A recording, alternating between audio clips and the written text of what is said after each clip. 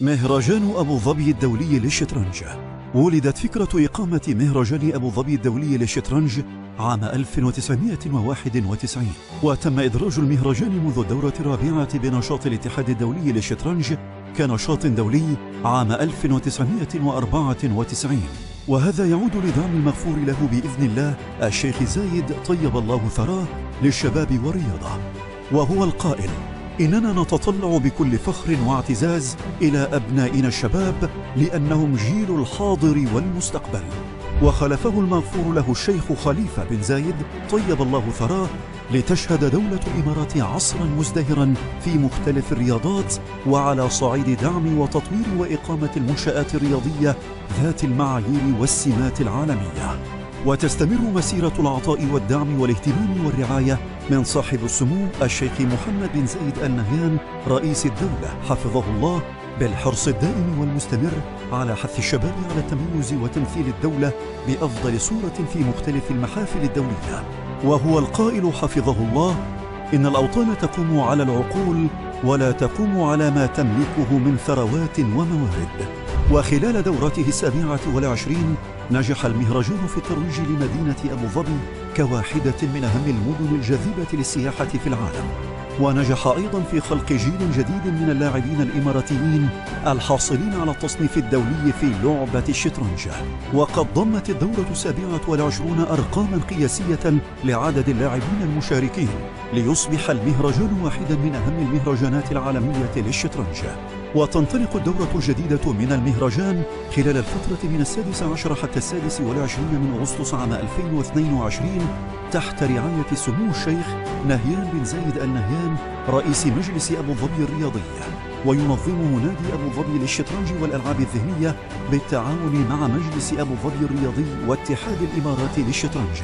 وتضم الدورة الجديدة من المهرجان 11 بطولة دولية مسجلة بالاتحاد الدولي للشطرنج بمجموع جوائز قيمتها 287 ألف درهم إماراتية. مهرجان أبو ظبي الدولي 28 للشطرنج، ربع قرن من الإنجازات والتحديات الرياضية في مكان واحد وعلى أرض واحدة، إمارة أبو ظبي. Ladies and gentlemen, good evening. Welcome to Abu Dhabi Festival Master Tournament. And today we have round 7. It's 5 o'clock, 3 o'clock Central European time. Here in Abu Dhabi it's 5, and we start round 7. And after 6 rounds we have 2 leaders. They are playing each other. Erigaisi Arjun play with Ray Robson. Alright, and today we had very too many results on the top boards. I mean, I can tell you that on board 2 it was an Indian derby where Erigaisi managed to defeat Sadwani. Yeah, this was a very interesting and highly original game with a lot of interesting ideas. 2 pawns sacrifice, King H8, Rook G8 maneuver in the early middle game. So it was really very interesting game. Tabatabai managed to outplay Agoban in the endgame. Finally, Salem won his game against Murad Lee, so he is just a half a point behind of leaders. Tomaszewski defeated Adiban. Well, Adiban once again played a very original chess, but he didn't manage to resist against Professor. Okay, and what do we have in round 7? Erigaisi against Robson on board 1. Then we have Ter Saakyan plays with Van Hao. Interesting game. Yakuboev Noderbek plays with Tomaszewski. So one more Olympic champion go through inspection of Professor. We have a fantastic comeback, fantastic result for Irene Sukandar. She's 4.5 out of 6. Amazing, +3 in such a result. Yeah. She managed to defeat Jobava. She made a draw with Van Hao, and yesterday she defeated Hovhannisyan Robert from Armenia. And today she plays with white pieces against Van Forest Jordan from Netherlands. This is very important. Board 5, Salem plays with Sundarov. Okay, this is also very interesting game.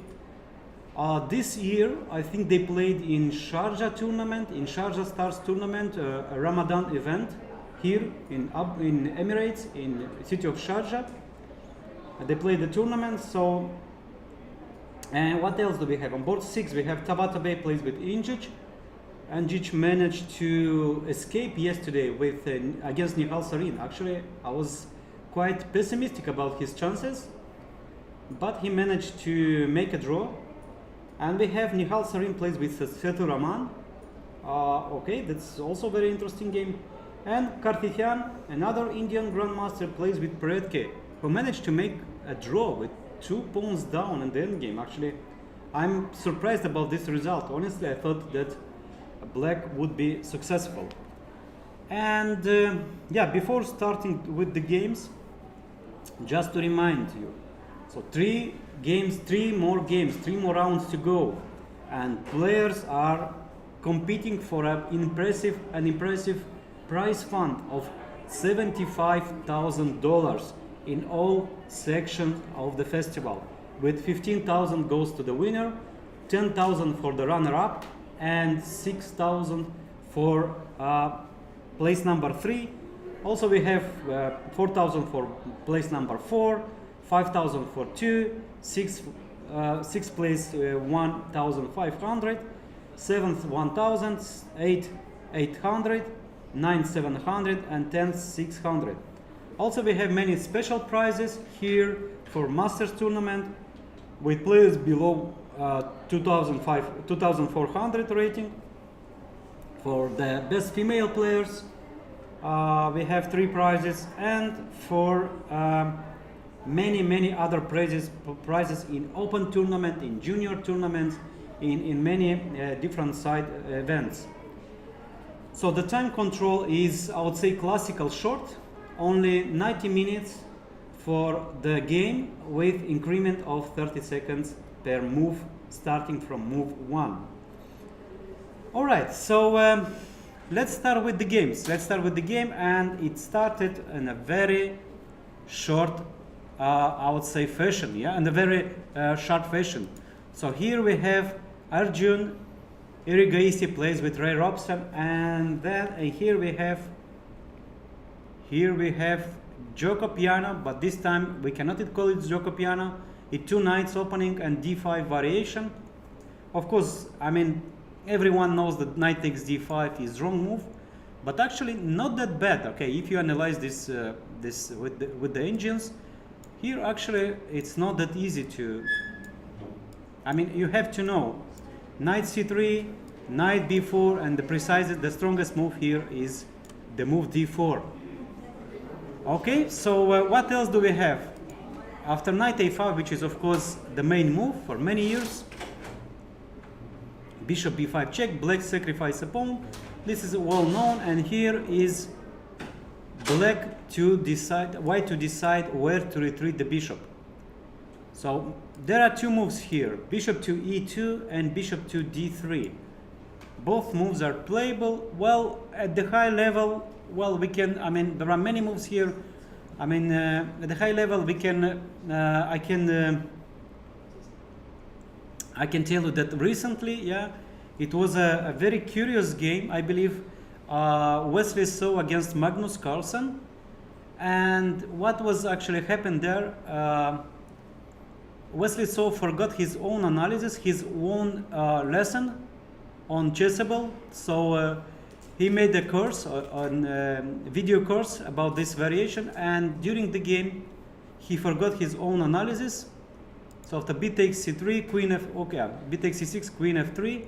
This is the 3rd move here, I forgot to tell you. So queen f3, bishop d3, bishop e2. He forgot his own analysis and he lost. Well, it happens. After queen f3, by the way, I have been analyzed this position for some times, and I can recommend here the move bishop e7. Well, it looks like it can be like considered too much, sacrificing 1 more pawn. Bishop takes c6, knight takes c6, queen takes c6, bishop d7. White probably retreats the queen here to c4 and castle short. This is the line that I recommend I did recommend even to my students. I mean, despite of losing 2 pawns, so white is 2 pawns up, I believe that black's compensation is just enough.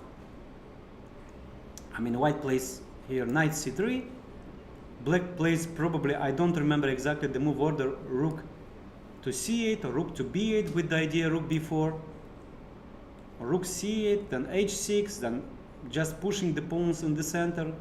I mean, this is very interesting. Queen f3 and bishop e7 here is my recommendation. I believe this one is very interesting and deserve attention. All right, so what else do we have? We have board number 2, and now we go the board number 2. The game probably didn't start yet. We should, or it was some mistake in the moves transmission, because we have the final position here. We have the final position from the game Van Hao with Jobava. Yeah, this is of course not the game of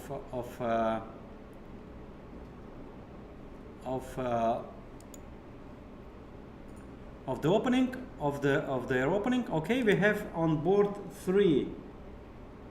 We have on board, actually this is the board 2. We have the game Ter Saakian plays with Van Hao.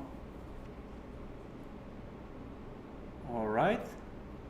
So what do we have here? We have here Sveshnikov variation. Yeah, we have Sveshnikov variation. E5, knight b5, d6, bishop g5, a3, a6, knight a3, b5, knight d5. Okay.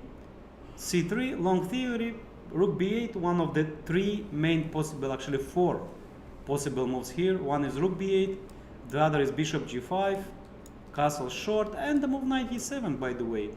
This move is not that popular, but it's still possible, it's still playable, and actually I don't see anything wrong with this one. Okay, rook to b8, this is just to prevent e4, knight c2 and bishop g5. Okay, here this is the very theoretical line. After a4, b takes a4 and knight b4. Well, what can I say? If both players knows everything precise here, the game is ending in a draw. So knight takes b4, follow it, knight takes b4 and bishop to d7. Here white takes the pawn on a6, of course not bishop b5. Okay, this one is a little bit problems with the mouse. Okay, bishop takes a6, of course. Here black plays the move queen a5, queen takes d6. I think this is the theoretical line, rook b6 and so on. Okay, so bishop to d7, this is the current position. Bishop takes a6 is the move that probably white should play. Taking immediately on d6, I think black plays here the move bishop e7, queen takes e5 and make castle. And the next move is bishop takes b4. And in case of knight takes a6, rook takes b2, black seizes the initiative. So bishop takes d7, bishop d7 and bishop takes a6. This is the move to play. All right. So this was a board number 2. Board number 3, we have Tomaszewski. Yakuboyev plays with Tomaszewski. c4, knight f6, knight c3, e5, knight f3. We have English opening 4 knights and the move e4.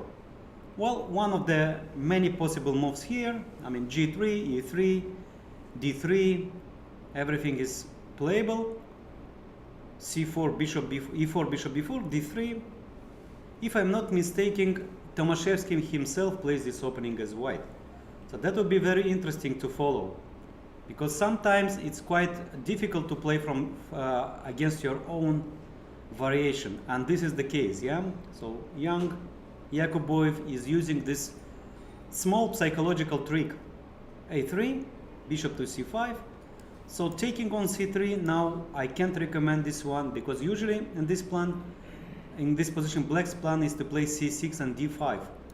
And the knight is here on c6. black needs to lose some tempos, and probably black is simply not in time. Okay, so bishop to c5, b4, bishop to b6, bishop to e3. Well, bishop to e3, honestly, I don't remember such setup, at least here. The other move here is knight a4, if I'm not mistaken, or just a simple move as bishop e2. Bishop e3, well, I don't really understand, because of course white doesn't want to play c5, white doesn't want to take on b6. And of course black can castle, but for some reason I like more the move bishop to g4 immediately. Bishop to g4,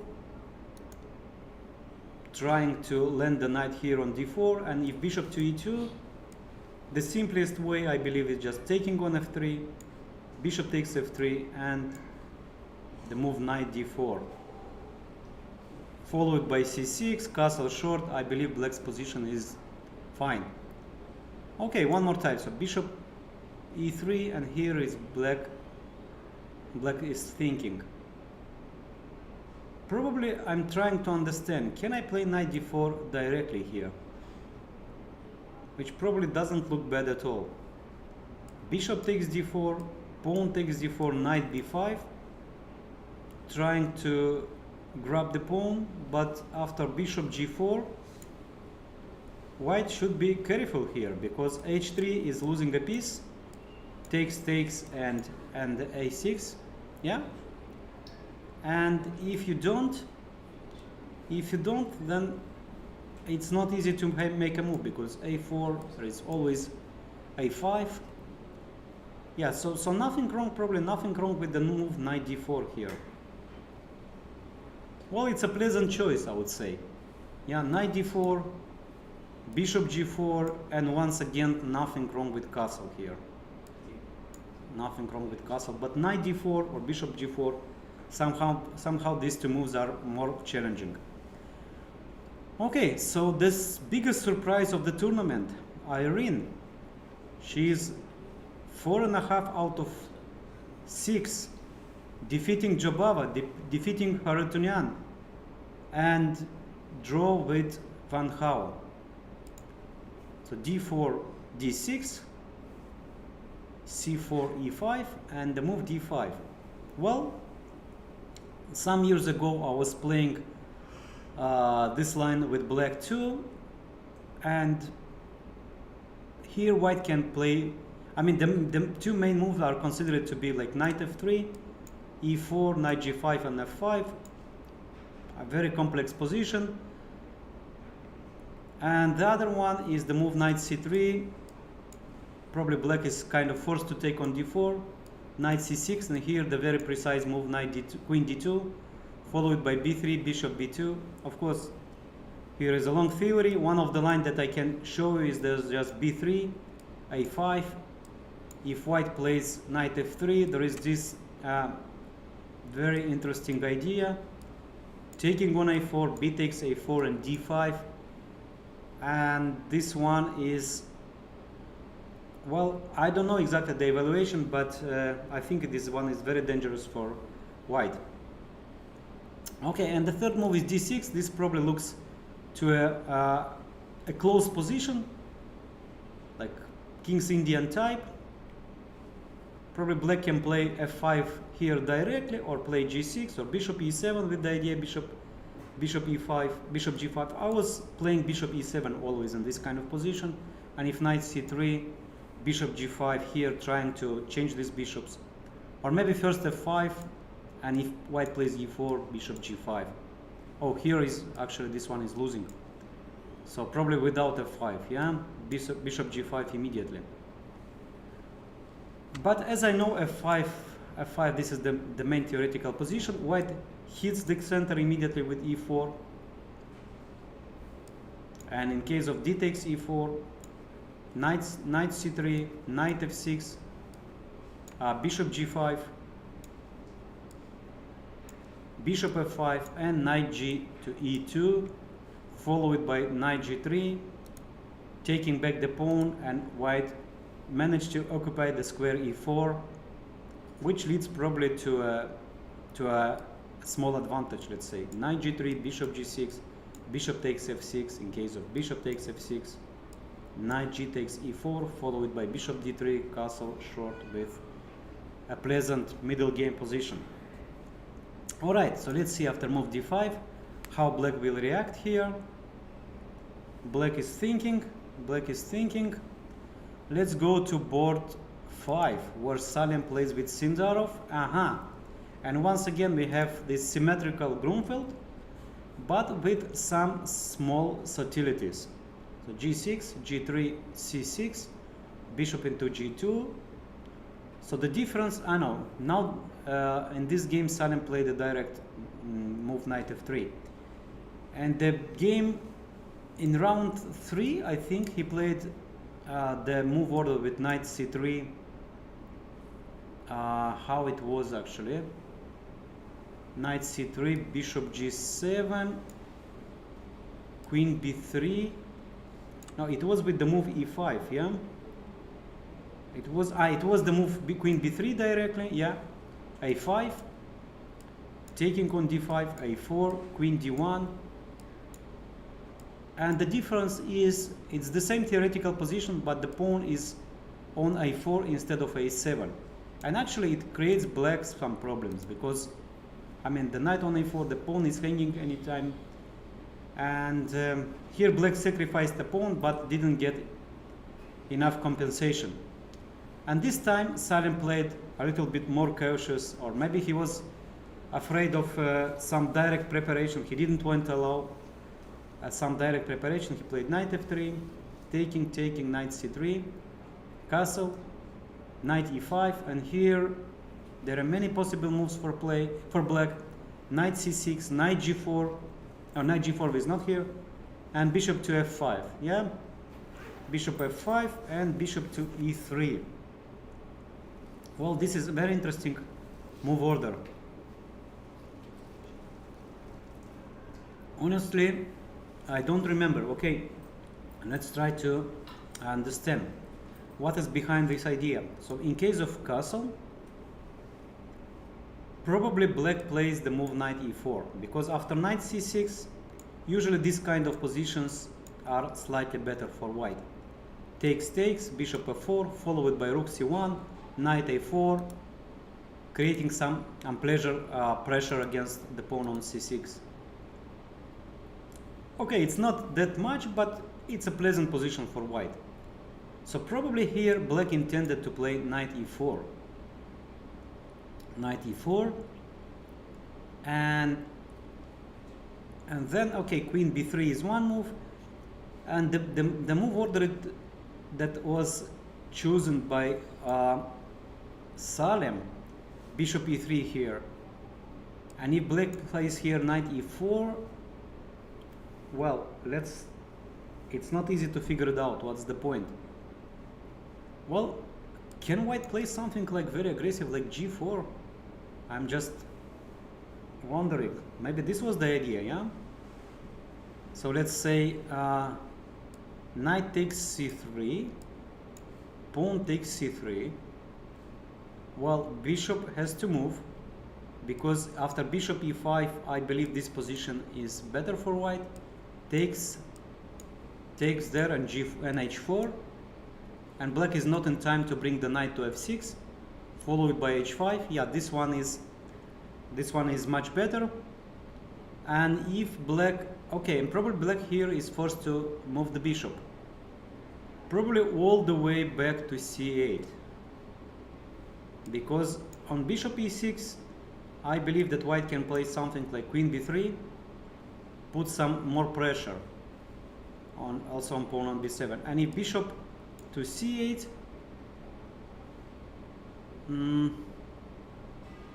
how white can continue here?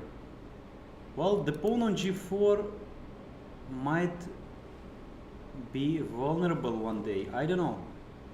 Something like queen b3, but I believe after knight c6, black is doing fine here. If white takes on d5, black takes on d5, on e5. This leads to good position for black. And if knight c6, bc6, now the pawn on g4 is weak. If you play h3, black is in time to play bishop a6, and white is facing clear problems here. Alright, so let's try to understand. So bishop e3, and here why if knight, what about the move knight e4? Okay, probably white can try this one. Knight e4, bishop e4, f3, bishop f5. I was thinking to play just castle short, knight c6 and f4. Maybe this was the point, yeah? And the bishop defends the pawn, like queen b6 comes without tempo. But I believe that here black is quite solid. Something like rook c8. Then bishop can come to e4 anytime. No, I don't believe this one is the idea. Okay, one more time. So bishop e3, this is the current position, and knight e4 now for black. So somehow I think that white should be aggressive here with g4, because otherwise castle or take on e4 makes, well, maybe white can try to win a pawn, I don't know. Honestly, I don't believe in this one, but let's try. Takes, if queen into c2, then queen d5. No, this is very nice for black. Queen to b3 here, but I believe that black can play even knight c6. Knight takes c6, bc6, this one I believe is fine. Pawn hangs, if castle, bishop takes d4, nothing wrong. Rook d1, c5, and black is doing fine. And if white takes the pawn on b7, this one is highly risky, I would say. No, takes, check, bishop d2, queen e5. Okay, bishop c3 here. Probably black can take immediately the pawn. Queen e4, bishop d2. If castle, I don't know. If black just wants to equalize, then any move is possible here. Something like rook b8. Queen takes e4, bishop takes b2. Well, one more time. Bishop e3 and knight e4 here. Maybe just queen b3 directly, attacking both pawns, b7 on d5. And if knight takes c3, b takes c3, knight c6,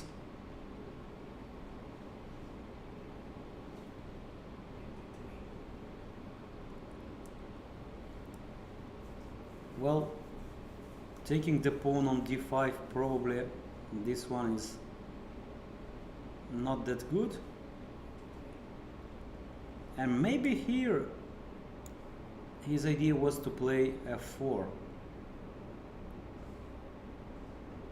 attacking the pawn on d5, bishop e4, bishop takes e4, pawn e4, castle short. But this one is, I mean, white can at least pretend that, yeah, he is playing for advantage. And what else? What else white can do here? Yeah, which move we have from the spectators? Knight d3. Knight d3, yeah, knight d3. This is the move just to attack both pawns, yeah? All right, very good. Just say, give me the pawn. That's very interesting. Okay, let's try to play, to sacrifice that one. So queen takes b7, otherwise white is just worse. Knight a5. Now where to retreat the queen? Probably to a6, yeah? Otherwise the queen will be under rook's attack. Queen b6, let's say a move like queen c7. Can I try to trap the queen? No, probably not. Probably not. Rook c8, by the way, nothing wrong with this move. I would say rook c8. And maybe now just make castle, yeah? Rook takes c3, we have the move bishop to d2. All right, rook a3, bishop to b4, and white is winning material. So pawn c3 can be taken. So maybe then rook c8 is not the move. And if black plays knight c4 here, probably white can just retreat the bishop to f4, just guarding this square. Now the pawn on c3 is safe. Well, g5, yeah, this is the way how do we play nowadays. And bishop to c1 back. Yeah, probably black got some compensation for the pawn, but my next move is white's next move is castle. Maybe black can play, okay, first of all the pawn hangs. Maybe actually in this position something like queen b6. This kind of compensation can be seen in Nemtsov line, in Nemtsov variation, in Nemtsov opening. Yeah, and after castle, rook a3, hitting this pawn, rook c1, rook a8, and black equalizes. Well, actually not so easy, yeah? Knight b4, bishop f8, black wants to take, no e4, h3, h5, and then just taking the pawn back. So I believe that black can play for let's say long-term compensation with queen b6 here. Yeah, this one looks playable. This one looks playable. All right. So one more time, honestly, and black didn't play here knight e4. It was my recommendation. At least this is the way how black treats this position. If black plays bishop f5, I know that next move should be knight e4. But okay, the move bishop e3 probably came as a surprise to Sindarov, and he decided just to play knight c6 here. Knight c6. Well, white can play the move f4, or just white can castle. Maybe just castle. Knight takes, if knight e5, d5, knight g4. Maybe something like bishop d4. Knight takes e5 and knight takes d5. No, this one I don't believe in white's advantage, especially there is something concrete here. Let's say knight e3, queen takes d4, queen takes d4, knight f3, bishop f3, bishop d4, and this leads to big simplifications, and draw here is most likely to happen. All right, so knight c6. If castle, black can take on e5, followed by knight g4. If white takes here knight c6, bc6, honestly I would prefer to have the bishop back to c1, because after castle, black is in time to play knight g4 here. Maybe, by the way, maybe e5 directly, I don't know. No, this one probably doesn't work, because takes, knight g4, bishop c5, rook e8, and I have time for f4. So probably first knight g4, white is forced to move the bishop, and e5, okay, e5 is probably not a bad move. I was trying to calculate the move queen b6 here. And h3, queen takes b2 probably doesn't work, because knight a4, and or just taking on g4 is the same, just losing a piece. Yeah, so probably e5, yeah? e5, d takes e5, knight takes e5, and we have the typical position with these two hanging pawns. But I believe here black is quite active, especially the bishop on g7 is a monster, knight is jumping to c4. Maybe white is in time to play rook c1 and then b3, liquidating all the threats on this big diagonal, and slowly white is trying to play against the pawn c6, like b3, knight a4, knight c5, maybe bishop b3, bishop d4. Well, at least the position, the structure is not symmetrical, and white can get some advantage here. Okay.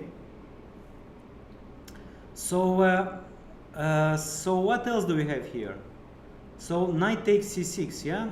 Knight takes c6, bc3, and castle, and inviting black to play e5 in a different move order, like knight g4, bishop f4, e5. Maybe black can include the move rook b8, but I believe this is wrong. because this is just white can play or knight a4 or b3, and then bishop comes to a4 with tempo. No, this one I can't recommend you.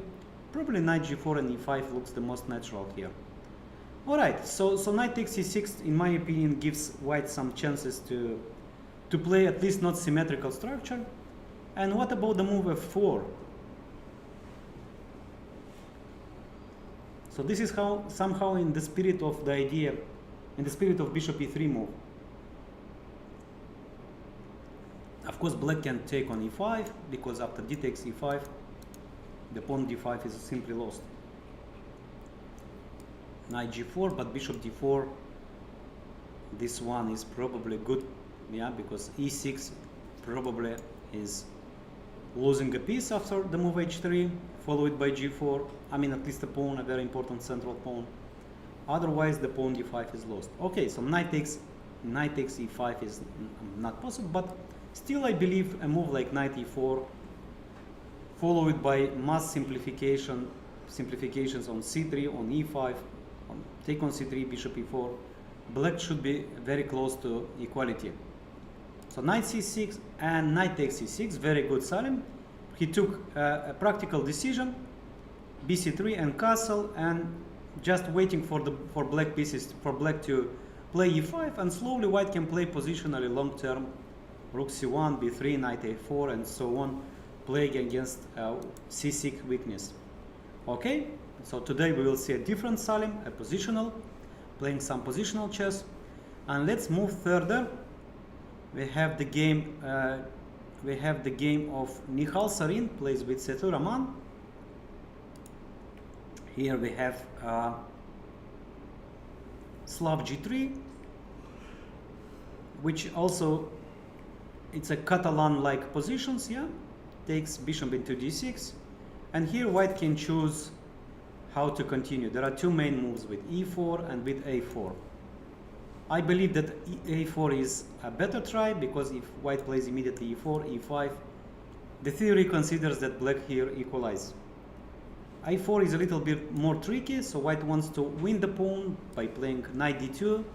So let's say if black plays this move order after knight d2, black can defend the pawn on c4, and then white capture it with tempo. Let's say knight b6, then a5, knight takes c4, white gets a dream position.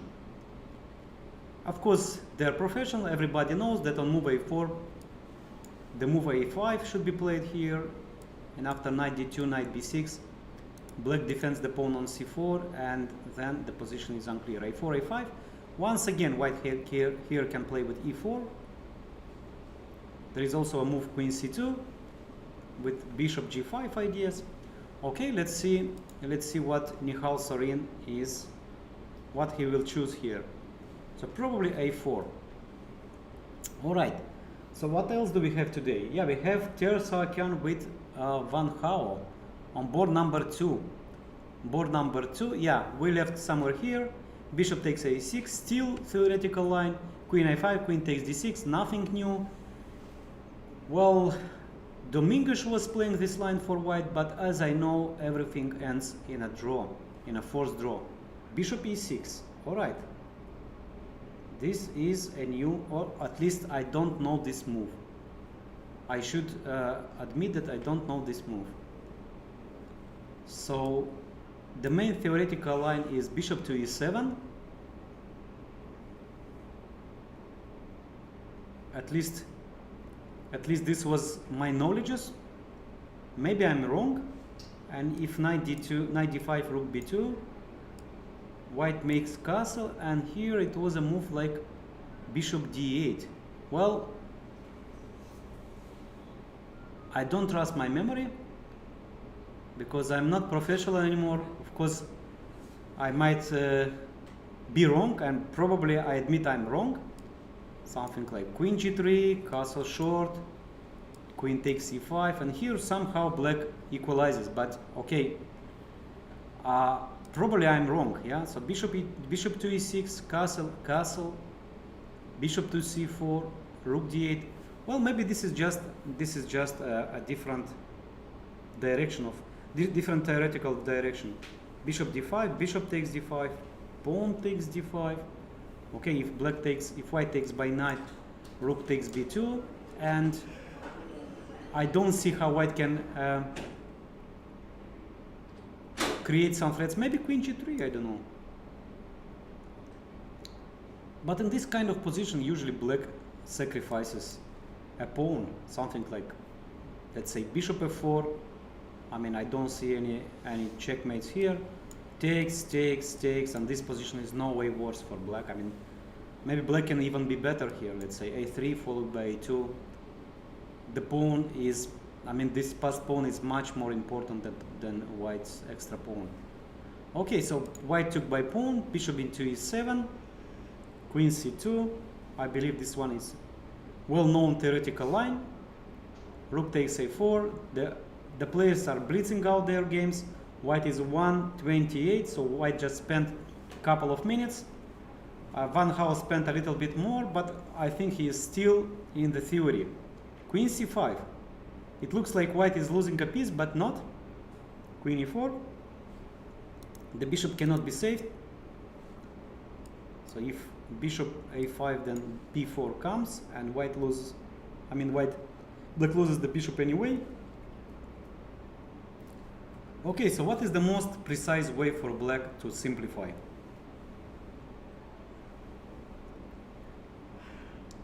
Let's try queen takes d5.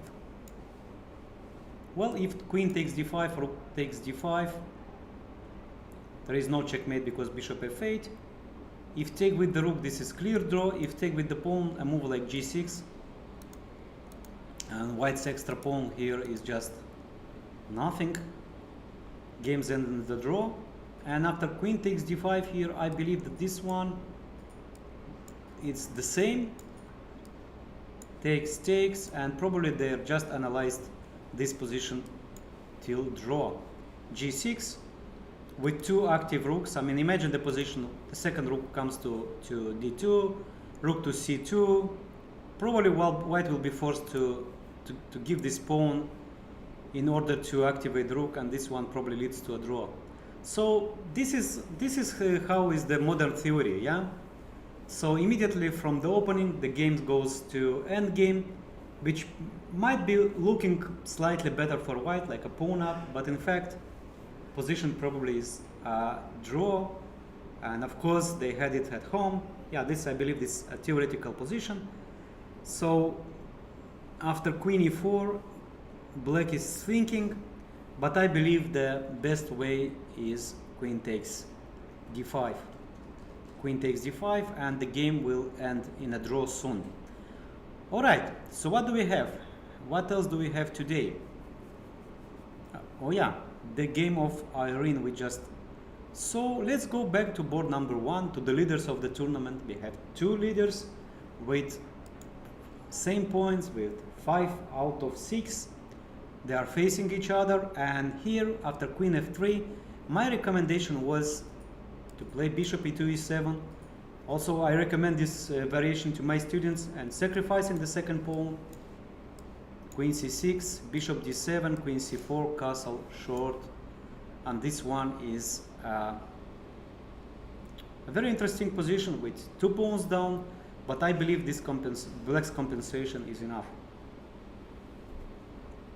You can find it, of course, many games played here. I mean, this is not a novelty. Of course, black is not forced to sacrifice second pawn. I mean, bishop d7 is another theoretical line, or queen c7. Everything is playable here. So, and black played h6. All right, this is a different line. This one is very sharp. Actually, I forgot about this one. If bishop takes c6, now it looks like this knot is not placeable. So knight e4, taking the bishop, taking on f6, gf6, and queen takes a8. Wow. All right. So imagine to play such sharp position, such sharp game when, I mean, you are leading the tournament, you are sharing the lead with 5 out of 6. Some other players that could think that, okay, maybe a draw is not a bad result. We are still in the leaders group, but no way, both players they're trying to find their chances, their winning chances. So what can I say about this position? Yeah, Queen d7, Queen f3. I mean, you cannot play such position when you don't have it from home.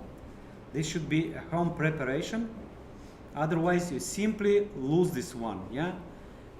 Well, I mean, there is clear compensation. Yeah. So just black's next moves are like f5. I don't know. Bishop b7, bishop c5, rook g8, knight c4, or knight c6, knight d4. All black's pieces are highly active, but we shouldn't forget that white is exchange and pawn up.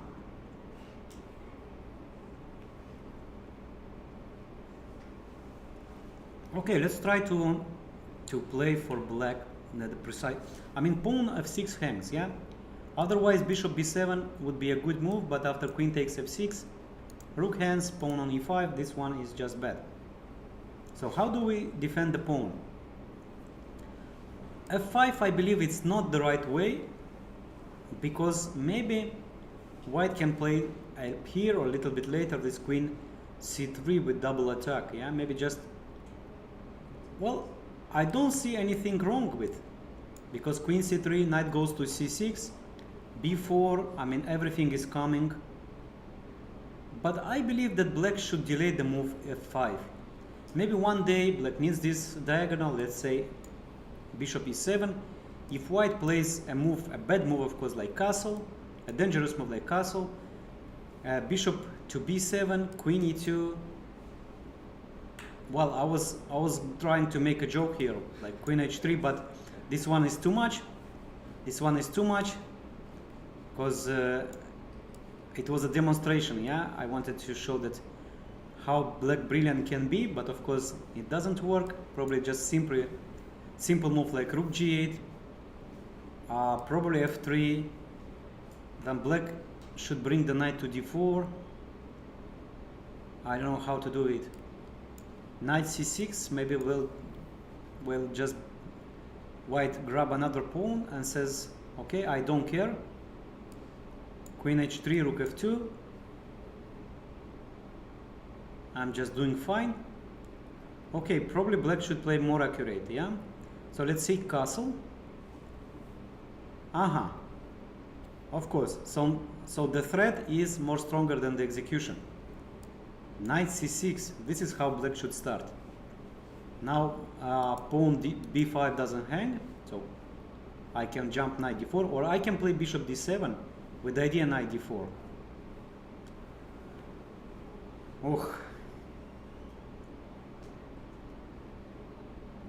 So white is a huge material advantage, yeah? And I'm always trying to say to my students, in this case, you shouldn't think about structure, or you shouldn't think about to give some material back, just to neutralize white's initiative. And maybe queen d3 is the move to recommend here. Knight to d4 and c3. I was thinking, can black use the momentum here? But I don't see it clearly. I don't see it clearly, yeah, because rook g8, white just take the knight, then f3. No, probably this one simply doesn't work. All right, so what do we have after? Wow, I have the move bishop to b7. So black is ready to give one more pawn, and not only the pawn, but something more than this. Queen takes f6. Well, I need your help.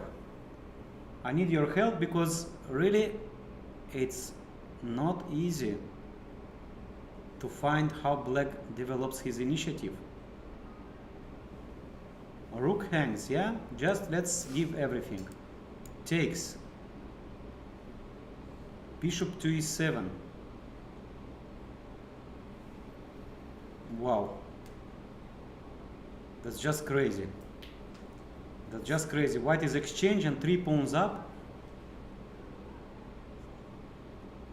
and I don't see clear threats. Let's say I'll just play something, a move like d3.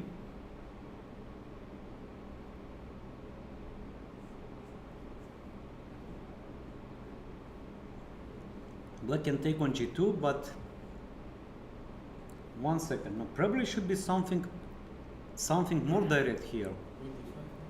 So after queen takes f6. So just I want to remind you, I'm not using any help from engines. So you can use the engines, but I'm trying to explain here from a grandmaster point of view. Alright, I believe this queen to d5 or queen to d4. I don't know how to start. Maybe queen to d4. Because, okay, the point being that after queen takes h8, queen e4 check, king d1, queen g4, and the game ends in a draw. Wow. Well, maybe not actually. f3, bishop f3, and king e1 here. No, this one is just losing. I'm sorry. Queen e4, followed by queen e2, and this is checkmate. So basically here we have a draw. After queen d4, if white takes the rook, this one is draw. And why actually I didn't play queen d5 here? Because queen d5 I thought that white can play with tempo. Knight c3, and if queen g2, queen takes e5. And queen d4, defending the pawn, knight comes on c3 without tempo.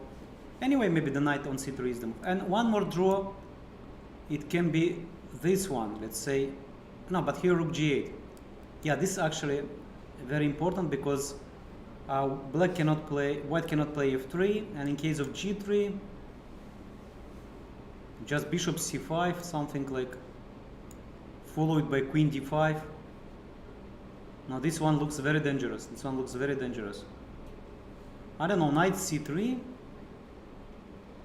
Dangerous, but I don't see a clear checkmate. Maybe black should start with, to try to make it force, like queen e4, f3, bishop c5, d4. I believe that white should just sacrifice some material back in order to open the bishop. Queen e2, but maybe that simply doesn't help, yeah? Only move is knight d2. And now we just need to remove the defender, the queen on d4, in order to take on f1, and then to give bishop f3 checkmate. So let's say the move rook g6, if white plays, okay, this one is clearly bad. Then we have queen f1, knight f1, bishop takes f3. This checkmate we know from beginning, from the very beginning, from chess, from basic of chess, yeah.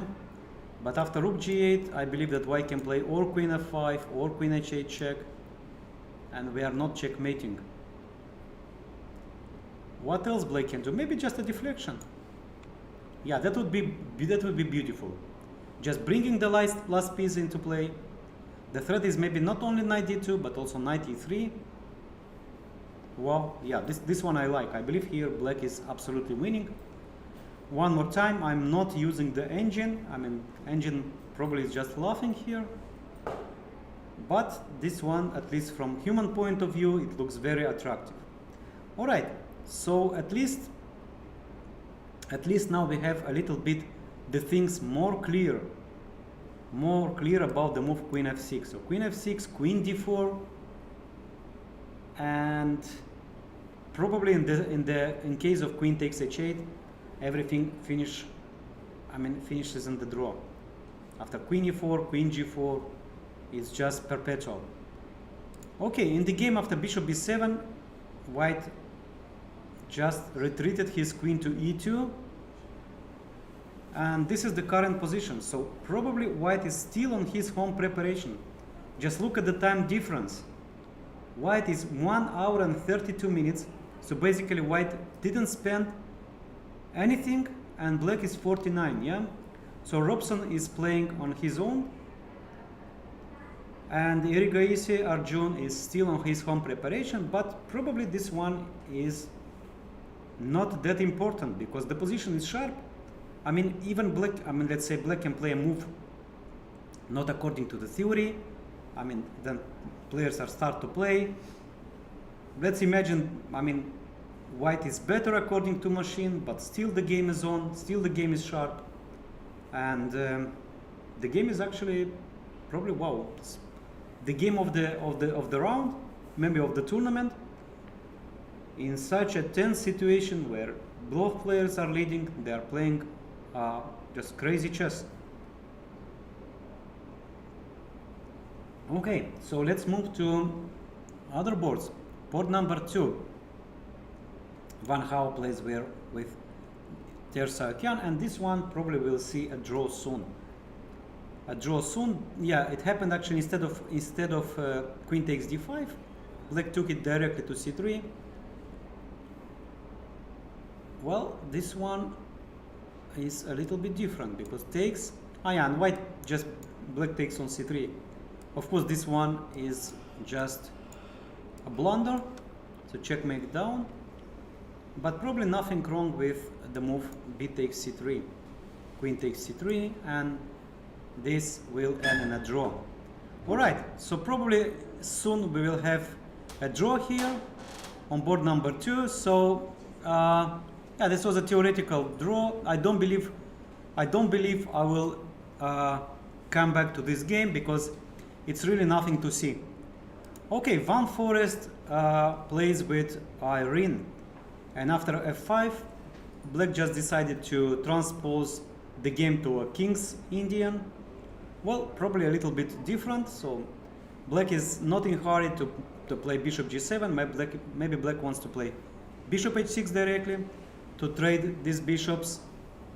Knight c3, knight a6, bishop e2, knight c5, bishop e3, and bishop h6. This is the point. This is the point, playing bishop h6, trading the bishops, and actually you have to do it here, because let's say after a move like, I don't know, b6, white is in time to play queen d2, and then you don't have the move bishop h6. Okay, so bishop e3, bishop h6. This is the position. Bishop takes c5. Irene decided to go for this bishop takes c5, which is, I don't know. I mean, it's a modern approach. It's modern approach. I mean, computer always, I mean, all the modern engines, they all are liking this bishop takes c5 exchange. Well, I don't know if exactly in this position, but in many of these positions, bishop takes c5 is the best move according to computer. D takes c5 and bishop to g4. Well, actually this is very nice, yeah. So changing the white squares, bishop changing very important bishops, and basically here is forced to go f5, because otherwise black is just in kind of inferior, clearly inferior position. Let's say taking, queen goes to e2, the knight f3, if knight h5, g3. I mean, white is just slightly better. So of course black just said no. I'm actually, I want to play something sharp with king in the center, but I want to keep my trumps. I want to have bishop pair. I want to have a very mobile center. So the king is just a minor problem here, yeah? King f8, and this is the current position. Well, what can I say? I mean, white should have something here, something direct here, because let's imagine black brings the knight to f6, king to g7, rook to f8, or rook a6, knight e7, rook f6, bringing all the pieces together to the king side. I believe that black can consolidate, and black is doing fine. So white should do something more direct, I would say sharp. Of course, I will start to think about the move g4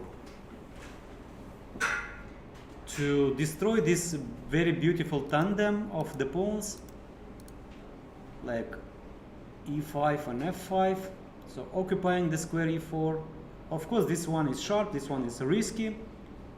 I mean, black also gets his own trumps. I don't know, maybe queen h4, white takes on f5, black takes back on f5. No, this one actually is, I like black here. I like black here with two very active bishops. No, g5 probably is premature. But what else? What else to play here? Well, nothing wrong probably with the move knight e2, but this one maybe black can play the move queen h4. Attacking the bishop on h5, attacking the pawn on c4, bringing the rook to a6. Or maybe black can play even knight f6. Why not? Knight g3. And something like rook g8 maybe here. Creating the threat of g4, of playing f4, sorry. Yeah, maybe e4, maybe rook a6. No, this one is just playable. Just playable. Okay, I like very much the idea of f5, king f8, and this is the current position. Knight e2 or g4, these two attempts probably are just getting white to nowhere. What else? What else white can play? Retreating the bishop, yeah? Bishop e2, then followed by knight f3, but this one just black is doing fine here. Knight f6, if knight f3, just black plays e4, white is forced to move the knight, I don't know, maybe then if to h4, then bishop g5, damaging badly the structure. If knight d2, well, I don't know, maybe like something like queen d6, queen f4, or queen e5, rook g8. By the way, this is the move to consider. Castle is dangerous. This position reminds me of Sveshnikov variation, where black's center is very mobile, plus bishop pair, plus open files. I mean, G file is open. The sixth rank might be very useful one day. No, I like very much black's position, black's approach, and white should play here very carefully. So maybe instead of bishop g4 here, which looks attractive, but in fact probably gives, maybe knight f3, something very simple, attacking the pawn on d5, on e5, followed by castle short. I mean, let's say black plays something like queen e7, white castle short, knight f6, something like knight e1, followed by knight d3, attacking weaknesses, preparing the move g3 and f4. But of course, check king f8, and we have this current position. All right, so let's go to game number 6, to board number 6. Tabatabai plays with white pieces against Injic, and I believe that here something is happening because white is thinking. I don't believe white is thinking on move number 7. White spent already something like 40 minutes. Well, no, I don't believe. I believe this is like probably a mistake in our transmission, in our board transmission. All right, so let's go to Salem Sindarov, yeah? Salem took on c6, very practical decision, takes castle, knight to g4, bishop to f4, e5. Actually, everything I did recommend this. Rook c1, rook c8, and knight f4, very good. So Salem plays according to my recommendations. I don't know, is this good? Is it really good to follow my recommendations? But at least white's play looks very logical and understandable to me.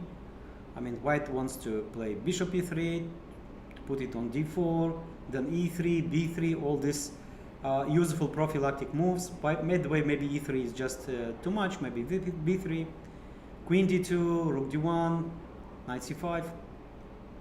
All right, so rook e8, b3 actually happened, queen a5, and here is white to move.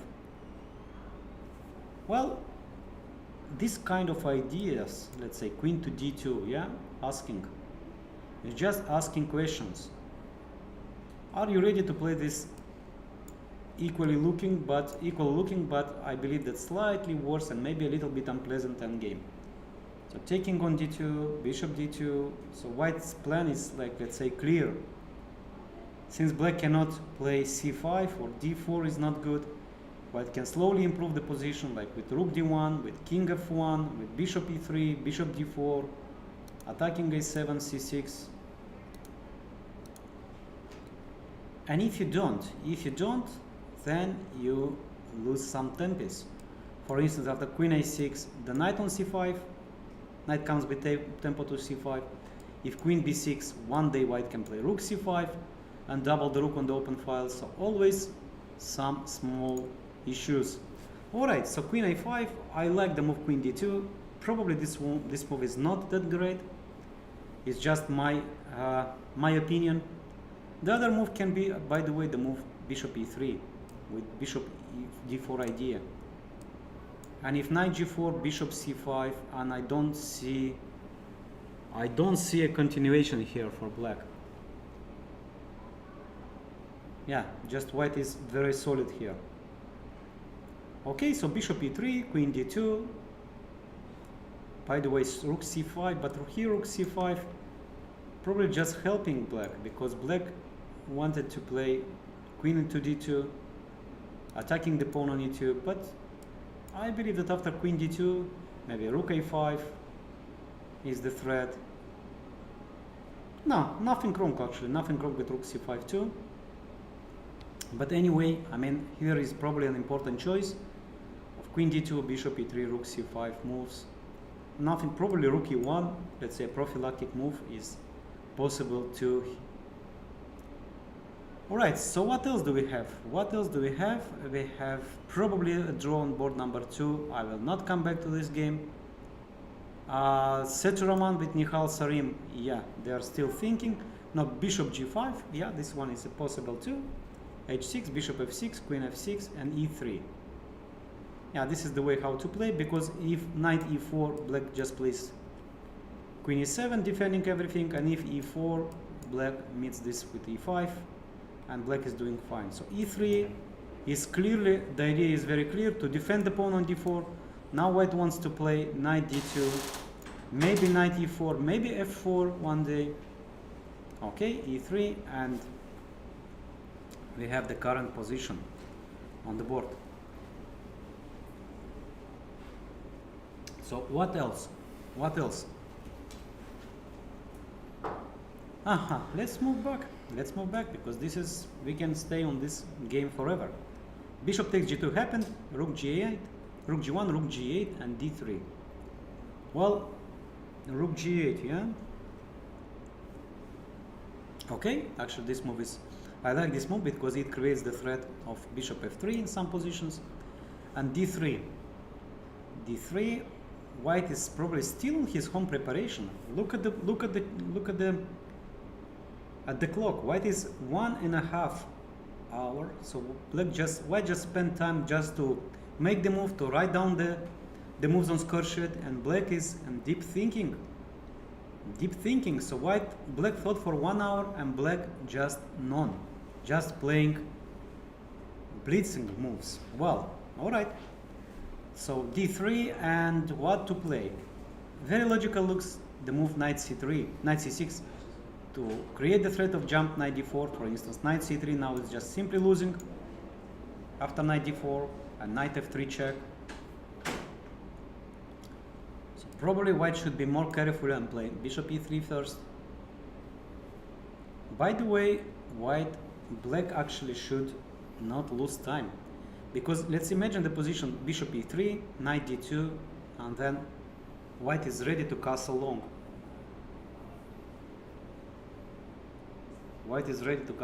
Yeah, here you really need to find something direct. Well, let's play primitive chess. I don't like it. I like somehow to play more creative, but you know, sometimes it works. This direct chess, queen h3, with the simple idea to grab the pawn, to take the pawn on h2, and then attacking the rook, and then maybe taking the rook too. Why not? Actually, we live in a material world, so This is the way how to get advantage. So f3, bishop c5 is coming, probably bishop e3, bishop takes h2, and a move like f4 or f3, I don't know.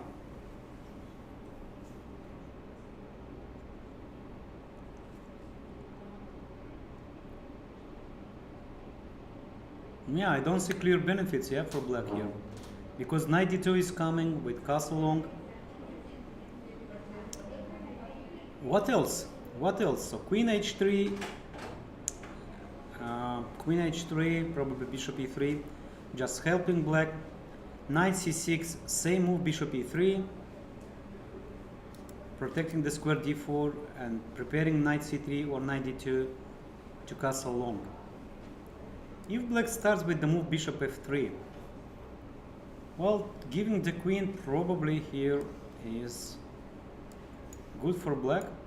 Takes and knight c6 or queen h3. Now this one is good for black, and white is forced to play queen f1.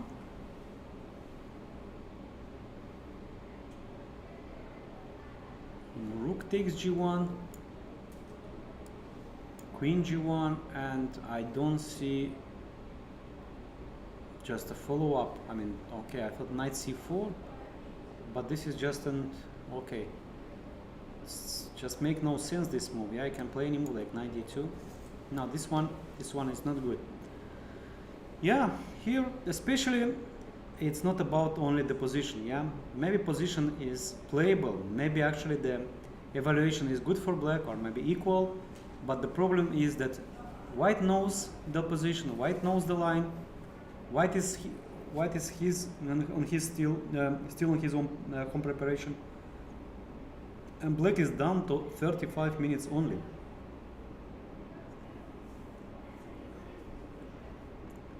So knight c6 looks very logical, bringing the knight into play. Bishop e3 looks like only defense. So now white wants to play knight c3 or knight d2, knight c3 or knight d2, and then it's just winning.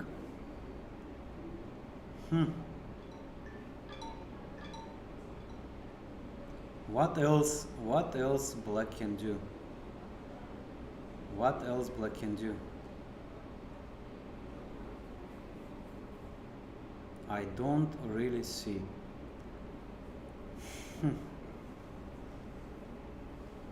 Queen h3 here, then f4 is coming, knight d2,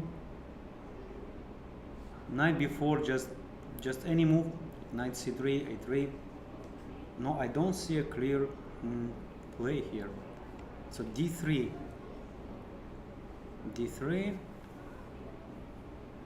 well, what to do? I mean, this is modern chess.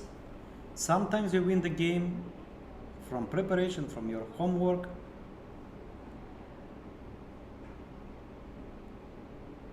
And yeah, I don't see how black can develop the initiative. So queen h3 I tried, knight c3, knight c6 same, bishop f3. What else black can do? Because black is just short on time. I mean short on chess time. So just give me two moves like bishop e3, knight d2. I'm ready to castle long. Then probably black's initiative will simply evaporate.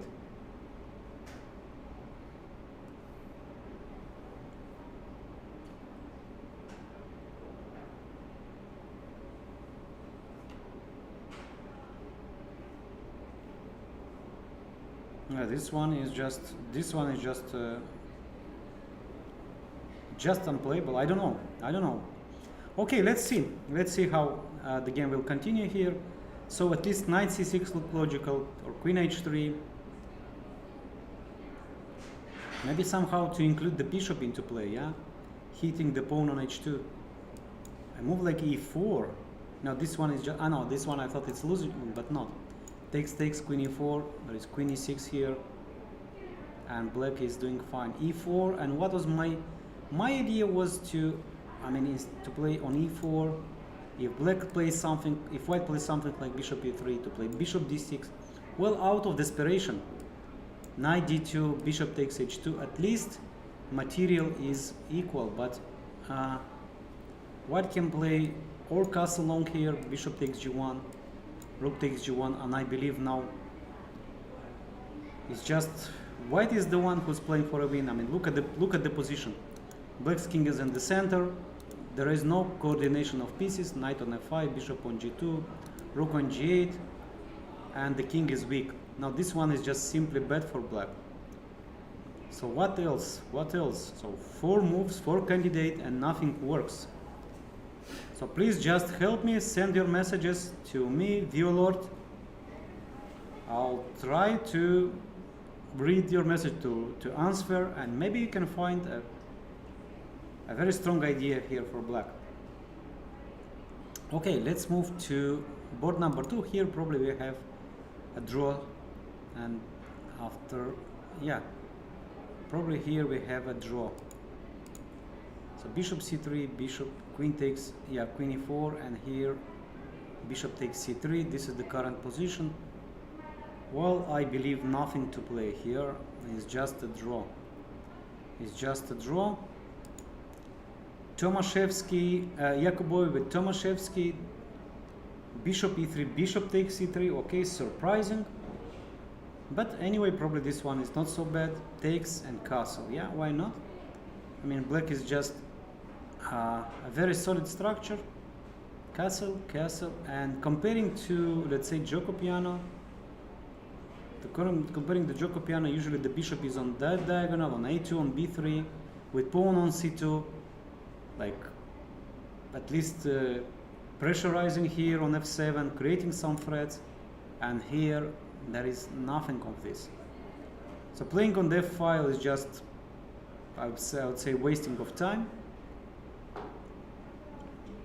Playing d4 in the center, yeah, maybe this one is just maybe h3 with d4 with queen e1, knight h4, but black is just doing fine. I believe that black's position is, well, if not better, but at least black equalized. But maybe queen c2 and b6.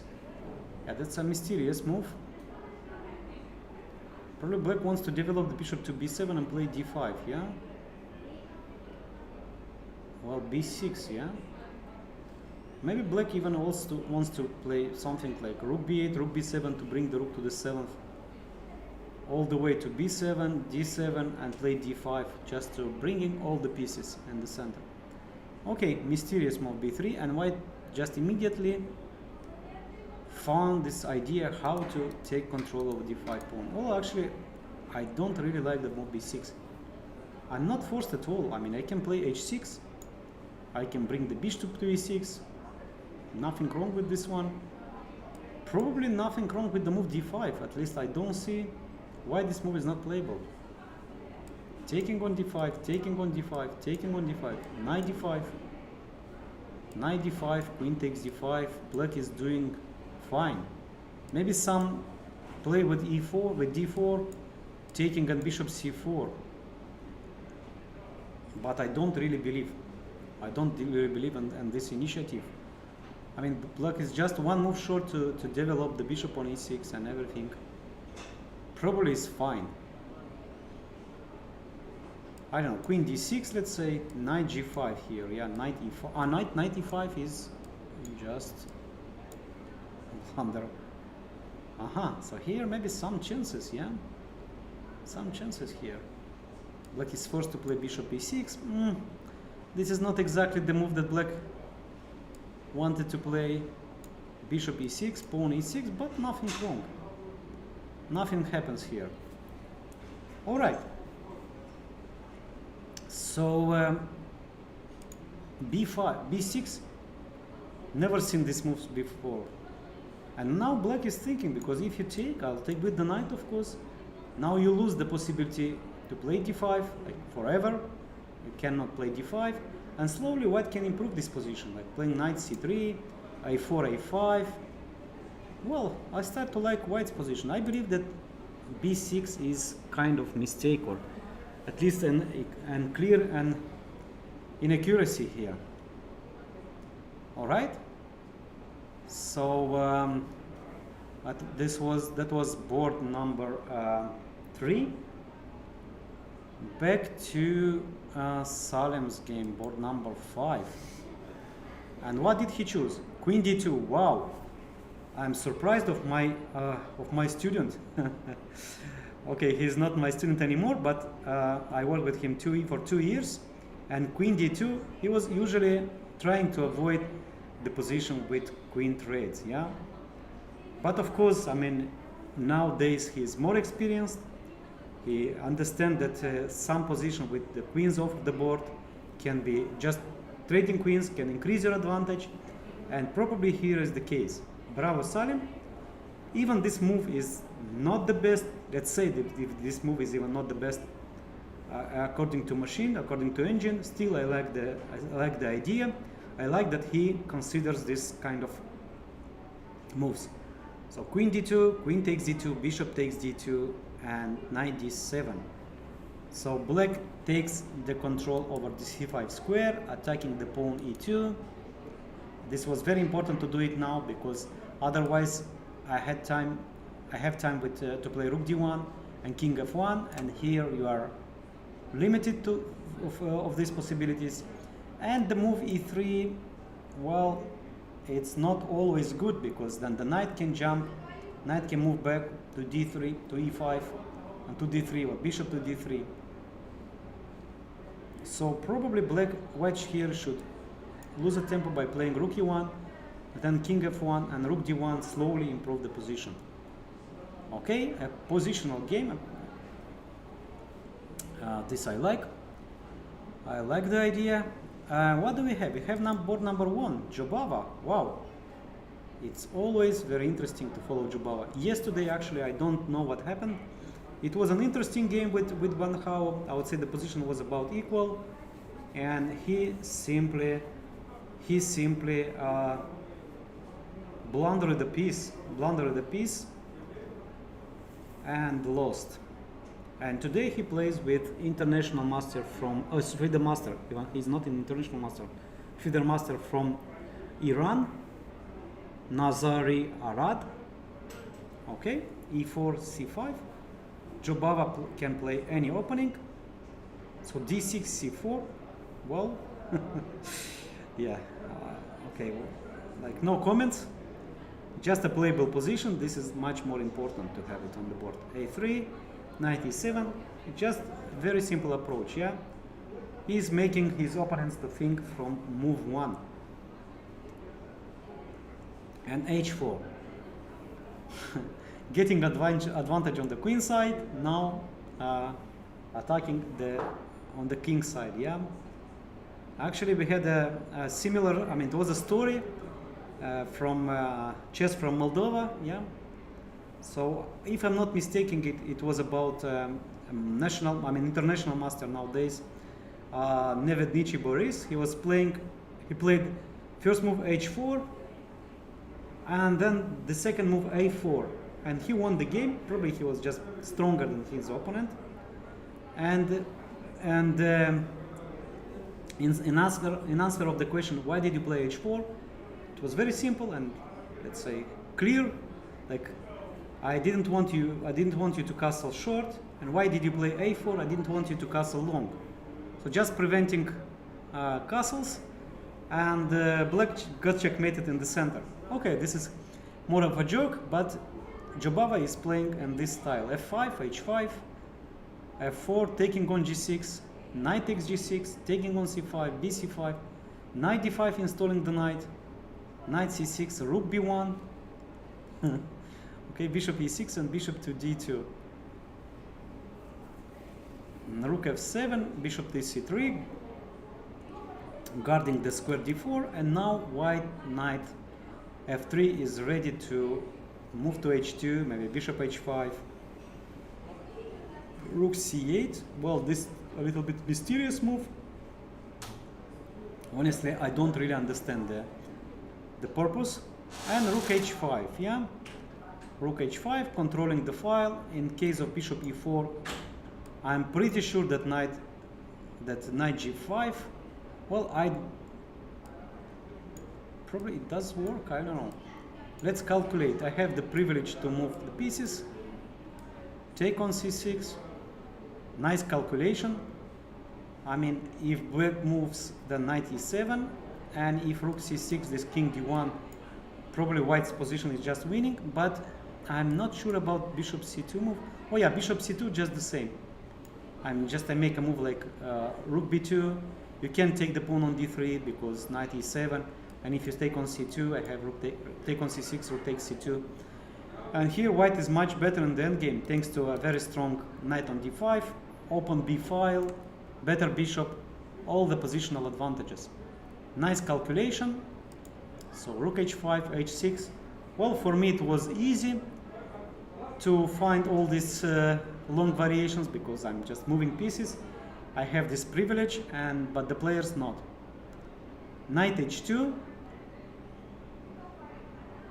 with the positional threat of trading the bishops with bishop g4, rook b8, bishop g4,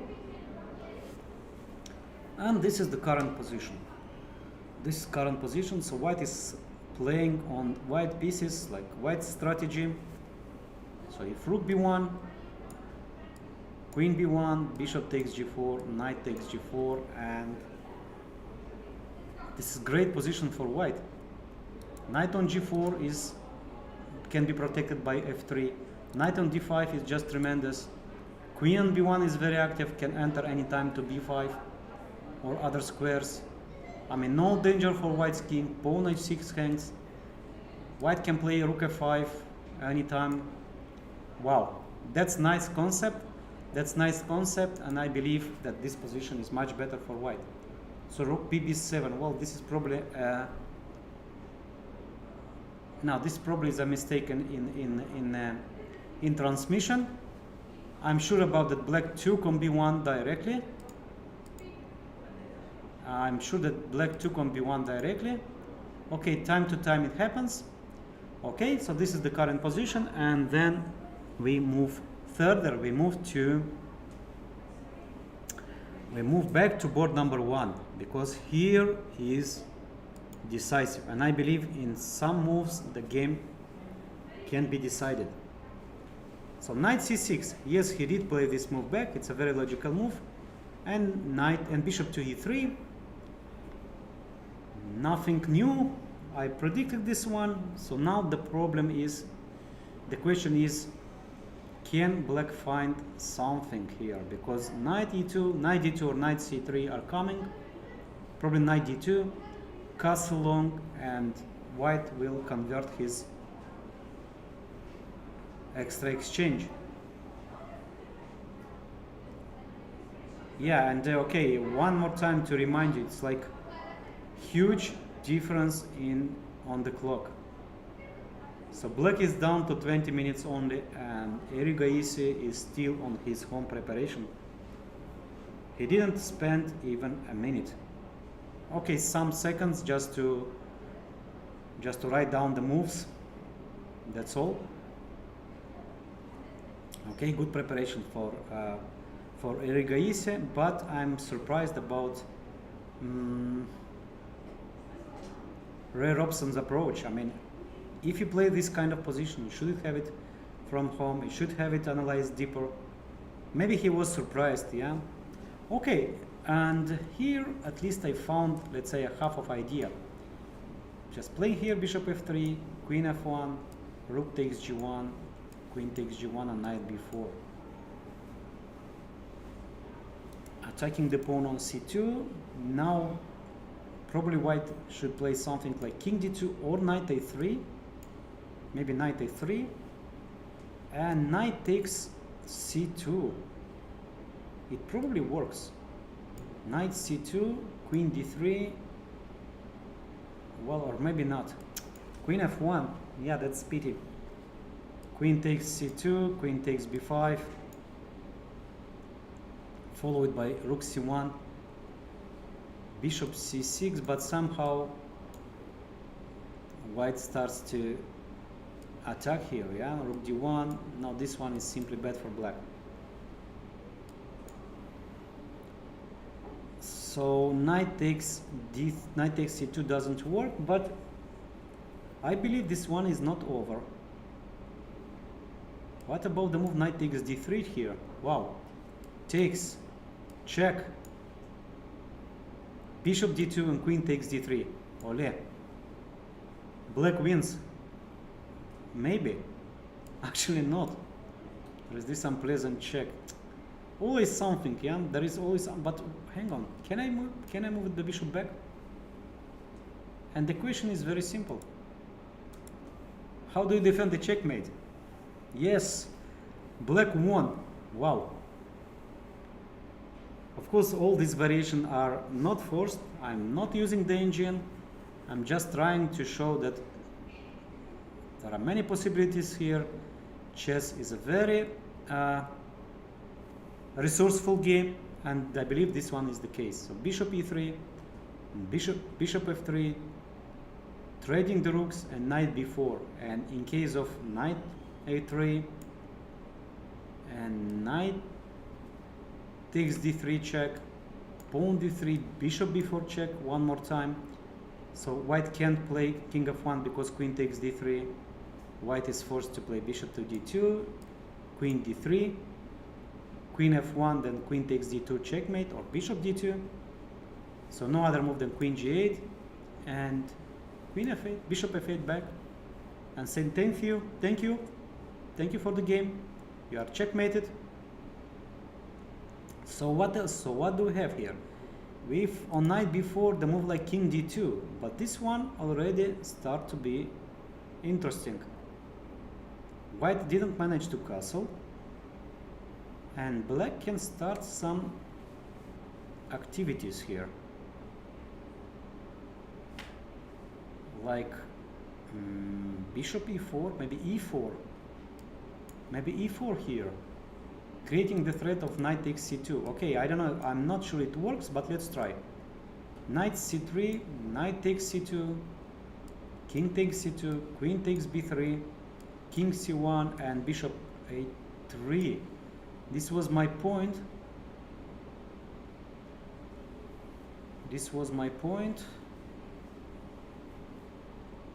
Queen e1, defending everything, and no more beauties, yeah? No more beauties here. Yeah. b4, but this is already kind of desperado. Just can take on c3, bc3, and bringing the rook b1, rook b3. Well, I'm trying, guys. Don't look at me. I'm not a beginner. I'm just trying. So knight bishop f3, taking, knight b4, and king d2. What else? So e4. Well, e4 one more time. Knight c3. Why should I sacrifice the knight? Can I just take on d3?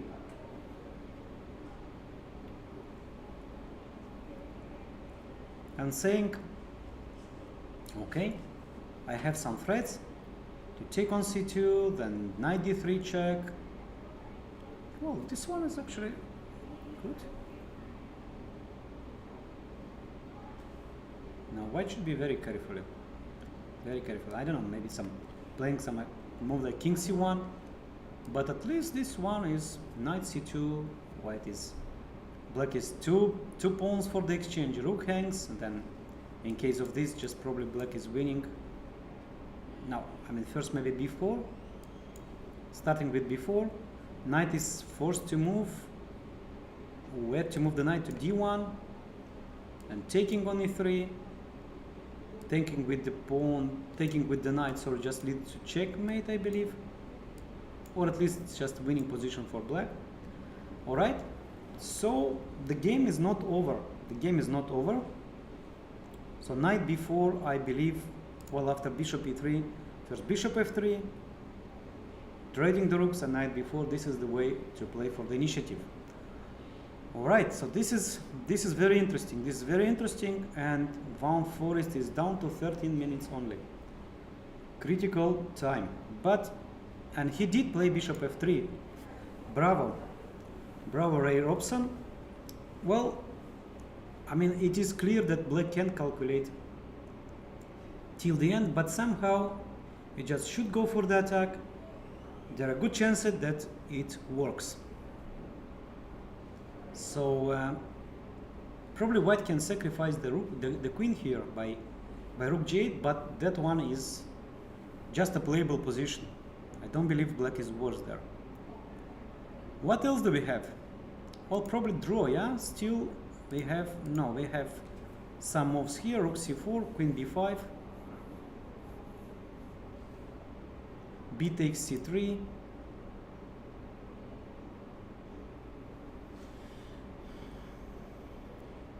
rook d6.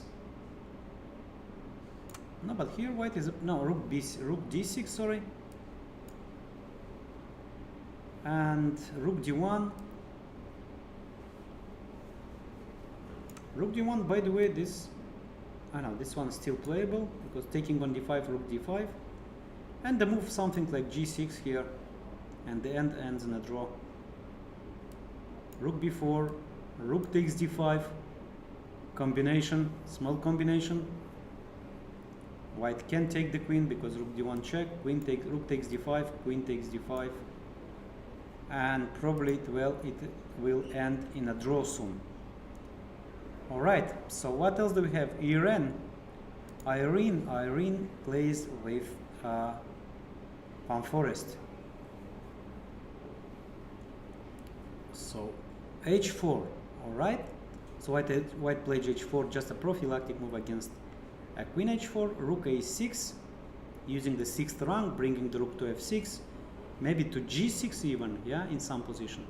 Bishop e2, yeah, and here I believe that rook g6 is the move. So imagine all black's pieces on the king side. Rook g6, g3, and knight f6, followed by e4, f4, and so on. No, but Dutch Grandmaster Palm Forest, he preferred to play e4 directly. Maybe just bringing the queen to f6. Well, maybe knight cannot jump to f3. Maybe this was the reason. So knight on f3, knight on f1, knight on g1 is restricted now. To bring it into play, white will be forced to play g3, but then all this structure might become a weakness, like rook g6, knight h3, e3, and the pawn on g3 became vulnerable. Alright, so I believe here black's chances are much better after move e4. I don't know what you recommend. Maybe white should try to make castle long, but it is just impossible. Yeah, the bishop on h6 is too strong. Yeah, this position is much worse for white. I mean, g3 is kind of forced, but then you're just, I mean, we can be just under direct attack by rook g6, followed by e3, maybe knight f6, maybe f4. Even this position is not that good. With knight f6, next g3 is coming, f4 is coming. Yeah, that one is probably just simple bad. Alright, what else do we have? We have the game on board 6. Tabata Bey plays with Injic, and we have Nimzo, Queen c2 classical variation, f3, c5, d takes c5, b takes c5, castle long. One of the sharpest line here, knight e4, queen e1, this was the point. Of course, the end game, I mean, if white takes on d8, knight takes c3 is just much better for black. So white retrieves the queen, g5, yeah?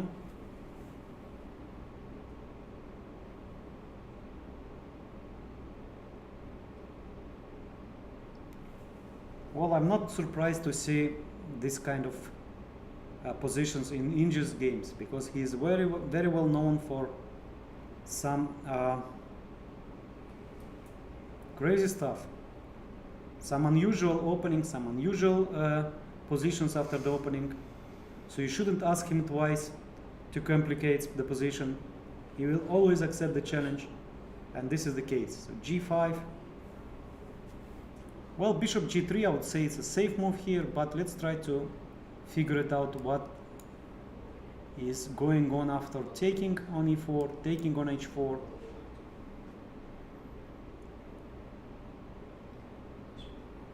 Knight f3, bishop takes pawn. Well, in case of queen takes h4, I believe this endgame is just good for black. Takes, and maybe I move something like rook d8, followed by knight c6, knight d4, knight a5. Black's position is excellent. So probably this one, despite of the this broken structure on the king side, is not bad for black. Bishop e4 is coming, knight to c6, to d4, queen on f6. Now this one is good for black. So probably here white should be less ambitious and play the move bishop to g3, knight to g3, and take with the pawn, attacking the pawn on h6, queen f6, and maybe it's just time to bring the pieces here. e3 with knight e2, knight c3, bishop d3. Black can sacrifice here the pawn on d7, but or maybe black just can defend by rook d8. Let's say knight e2, knight c6, knight c3, knight e5. Okay, knight e5, but immediately plays with the b4, with f4. Maybe black can play d5.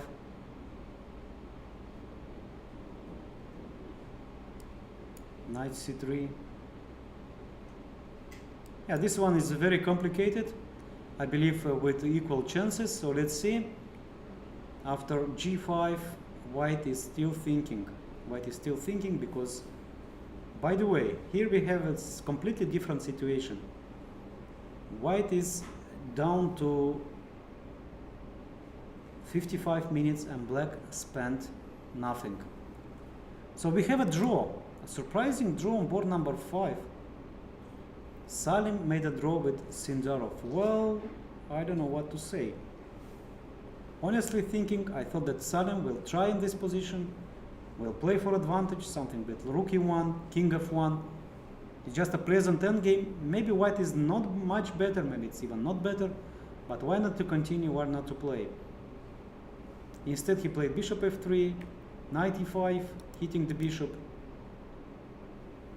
bishop g2 black, back, and repetition. Well, honestly, even this position after knight e5, I would consider the move bishop e3 here. No, but here white is not in time. Just d4 comes, yeah. Okay, short draw. So Salim didn't find the way how to get advantage, and both players are 6.5 out of 7. Sorry, 5 out of 7. 2 more rounds to play, and then what else do we have? Amin Basim, board number 10. He plays with white pieces against Vohidov, another Olympic champion from Uzbekistan. They really have a great team, and we have this slow Sicilian, bishop g2, bishop g7, castle a4, and just why not to play chess? Yeah, this was always Amin Basim's credo. No forced lines, just trying to play my positions, trying to play squares, and if you are not careful enough, I will outplay you in this kind of position. Knight c4, rook to b8, knight d5, knight e7, queen d2, f5, b4, f4. So it's clear that now we have the position who is coming first, white on the king side, queen side, or black on the king side, and queen a5. Let's trade the queens. Knight d5, pawn d5, bishop d5, takes, and rook e4. White actually sacrificed the pawn. White sacrificed the pawn, but got two very nice outposts, the rook on e4 and the knight on c4. Pawn on a7 hangs. I mean, protecting this pawn is not so easy. Let's say a6, then the rook comes to b1, rook to b6, rook to d6, and probably this one is compensation. Or actually a6, queen b6, rook b6, maybe queen c7. I believe this leads to a very, a full compensation. So b6, instead black decided to sacrifice the pawn, which probably is simply not eatable because of b5. So queen a7, b5, a b5, and say rook a8, end of journey. White loses a rook or the queen. So otherwise, if you move the knight, if to move the knight to d2, black can play c4, or black can try c4 here, dc4, knight queen d2, a takes b5, taking on d3, and probably black here is okay, if not winning, but much better. Pawn b5 is lost, black will be simply pawn up. Okay, very interesting idea. And of course white plays queen a3, rook f7, rook a to e1. I'm expecting actually black to play rook f8 here, or maybe after first taking, probably taking by f. Now the pawn on f2 is not hanging. Let's say if we play by rule, after rook f8 we can't take on d5 because rook takes f2. Knight takes g6, by the way, this is not the end. Queen h5, knight h4, but honestly I don't believe all black's pieces are coming strongly, so of course much stronger is to take by f, rook e8, and here maybe white should try to bring his queen into play. So no threats, and let's try to bring the queen into play by playing a5. So if black takes, the queen is taking, queen takes g6, the very comfortable position. And what else black can do here? Rook f2, taking on b6, rook takes c2, taking on a7,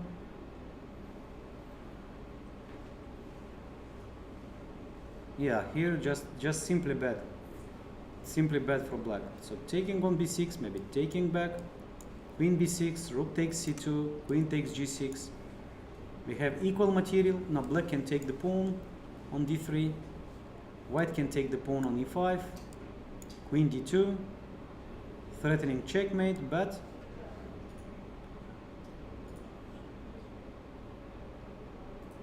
rook e2, or maybe queen e6 first check. Oh yeah, this is actually perpetual. King h7, queen g6, and this is perpetual probably. Okay, some rook f7, rook a to e1, and rook f8. This is current position. Black played without taking on g3. Probably this one is right, because black keeps the idea to play queen to d7 or e6, f3, and queen h3. One day this one is dangerous, can be dangerous. Rook f5, let's say, rook h5, continuing attack. All right, back to board number one, back to the leaders. And he did play bishop f3, very good. Very good, Ray. Taking on g1 and knight b4. Well, at least I can say that I found all these moves. So now king d2 is the only move from my calculation. Finally, Iordăchescu start to think. But I'm surprised if this position is new for him, because black didn't play anything special from the moment he just blitz out the moves. I mean, black just played the most direct line with knight c6, with bishop f3, with trading the rooks and knight b4. Probably king d2 is the only move here, and in case of d4 and e4, white can play e4. So king d2, and what was my calculation here? So king d2, black can play queen c7 or queen c6.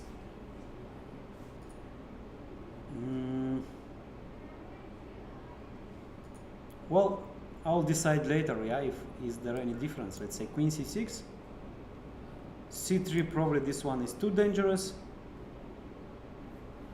I mean, knight c3 looks fine.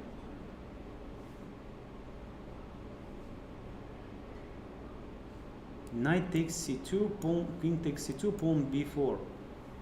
But honestly, I believe that this one, just white should defend. Takes, I mean, if takes, queen c3, bringing the queen back into defense. Now this one is just not playable. Okay, let's see. So king d2. King d2, this is the critical moment. This is one more critical moment. Just now I realized that there is one more motive, one more idea, yeah, is to play play the moves f5 with f4 idea, with the fourth threat. So if black do it immediately, after queen g3, have kind of double attack. So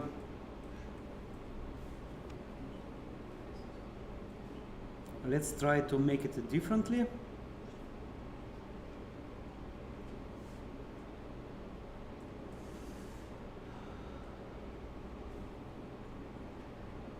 Which is not so easy. I was thinking, let's say queen to c7 to defend the pawn on a7 and to play here f5, sorry. But white is just in time to liquidate this threat. Rook e1, bringing the rook into play, and if f4, bishop takes f4. No, probably this one is too slow. So king d2, yeah, king d2, and how black continues this one. Maybe knight d5. Maybe knight d5, and if white plays knight c3, bishop b4, creating the threat of queen c6.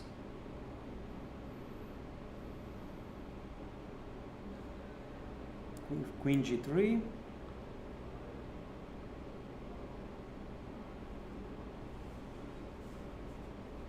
queen c6, queen takes f3, bishop takes c3, and chess is of course not checkers.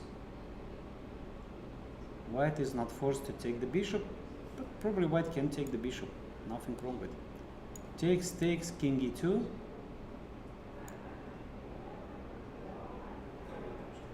Black can't take the rook because queen takes d5, white is just piece up. If queen c2, probably something like king f1, escaping. And the last try is the move bishop, knight takes c3 here. If white takes the knight, then queen takes a1. Well, that one is, let's say, let's consider it equal. I don't know, really, I don't know, but let's consider it equal. And the only move is like to move the rook, yeah, to c1, protecting the pawn on c2. The knight is hanging, the knight cannot move back, and I think the knight is lost. Or not, actually, there is such move. King d1 with the same result. All right, so king to d2, and white did play king d2 after only 8 minutes of thinking. Yeah, we got a question from our spectators about dress code, yeah? So, last period, I mean, FIDE was making some experiments with dress code, yeah? So just I mean, I remember the case with Canadian Grandmaster Kovalov. He got a fine. I mean, the FIDE just deducted prize money for being, for coming with shorts, I think, to the game, which is okay. Actually, it was written in the regulations. I mean, you should have, let's say, some more official dress, more official shoes. Well, I have a little bit different opinion. I have completely different opinion, I would say, about dress code. Here we are not showing our, we are not at the, let's say, we are not doing modeling. We are playing chess. Doesn't matter, we can come even in shorts, in slippers. It doesn't matter. The most important is to play good moves. Actually, I like this very much approach, like close to poker. It doesn't matter how you look, where you are from. You just play good moves. You just play your cards. And here should be the same. In world tournaments, doesn't matter official, less official. You just play the good moves. This is the most important in our game. Show some interesting ideas, and the rest, it doesn't matter. It doesn't matter. So poker is much more popular than chess. Thanks to this, that's very affordable. Shouldn't be dressed like a James Bond. Just playing good moves. This is all about chess. This is all about chess.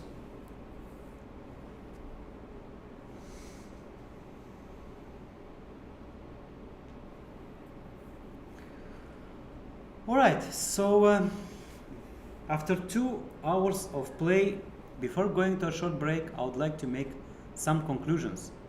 So on board 1, it's a messy position after king d2, e4. Black is attacking desperately because he is exchanged down, and white is about to consolidate. White is much better on time with 1 hour and 20 minutes against only 5 minutes. But black is attacking, and here anything can happen. Anything can happen. I believe in the next 5 moves would be simple decisive. We have a draw on board number 2. Okay, it was somehow expectable. Saakyan made a draw with Van Hau, a theoretical draw, I would say. One more short draw on board 5, Salem with Sindarov. We have an interesting play, interesting positional play in the game of Yakuboev against Tomaszewski.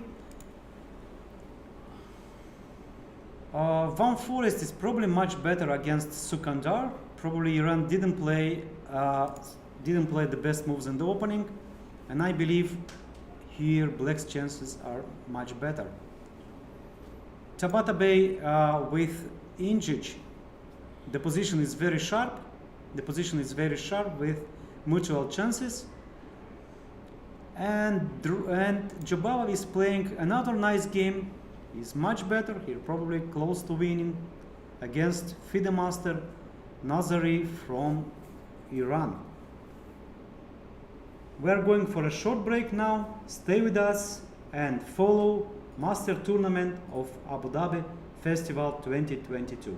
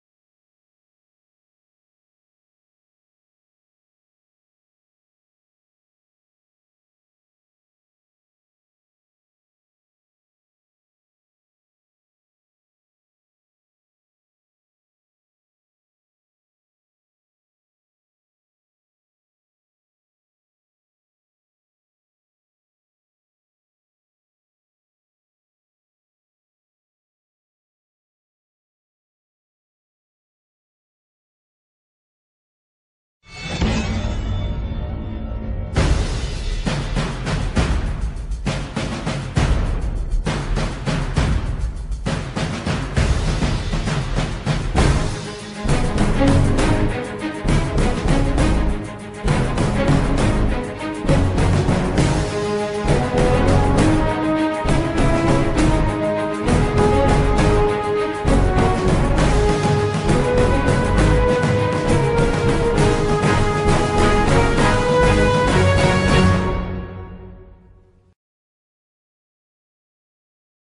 are back here in Abu Dhabi, round 7. And the game of the day is, of course, the game of the leaders between Iordăchescu and Rai Robson. And this is the current position. It's actually very sharp and crazy. And the good thing for Rai that White is thinking. White finally starts to think, because like a couple of moves ago, White was just blitzing out all his moves. He was still on home preparation. But after move King E2, D4, finally he started to think. Alright, so Knight to C3 that I taking on the pawn. This one probably is just playable. Another candidate I believe is the move D4. So D4, how to continue the attack? F5 maybe, Knight C3 and F4. Well, this might be working, but check, King to C1. And then we have something very similar to the previous line, and Knight takes C2 probably doesn't work, because check, King C1, Bishop A3, and just Queen E1, defending everything, and probably. So Knight takes C2. What else Black can do here? What else?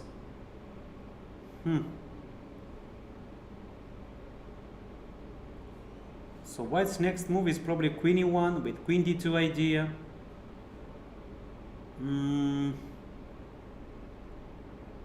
Well, E3, it simply doesn't work. Now this one I don't see a continuation. Okay, what else? So F5 is one idea. After D4, can Black play Bishop C5? Honestly, I don't believe.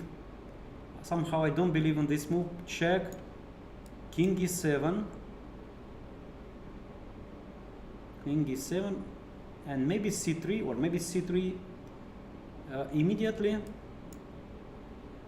Knight into D3, and maybe a move like King C2, followed by Knight D2. White is Black is very close. I mean, White is very close to consolidation. So one more time at the E4, after E4, D4.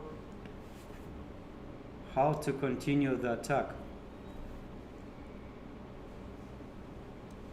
So Queen C7 or Queen C2. Let's say Queen C6. Knight C3,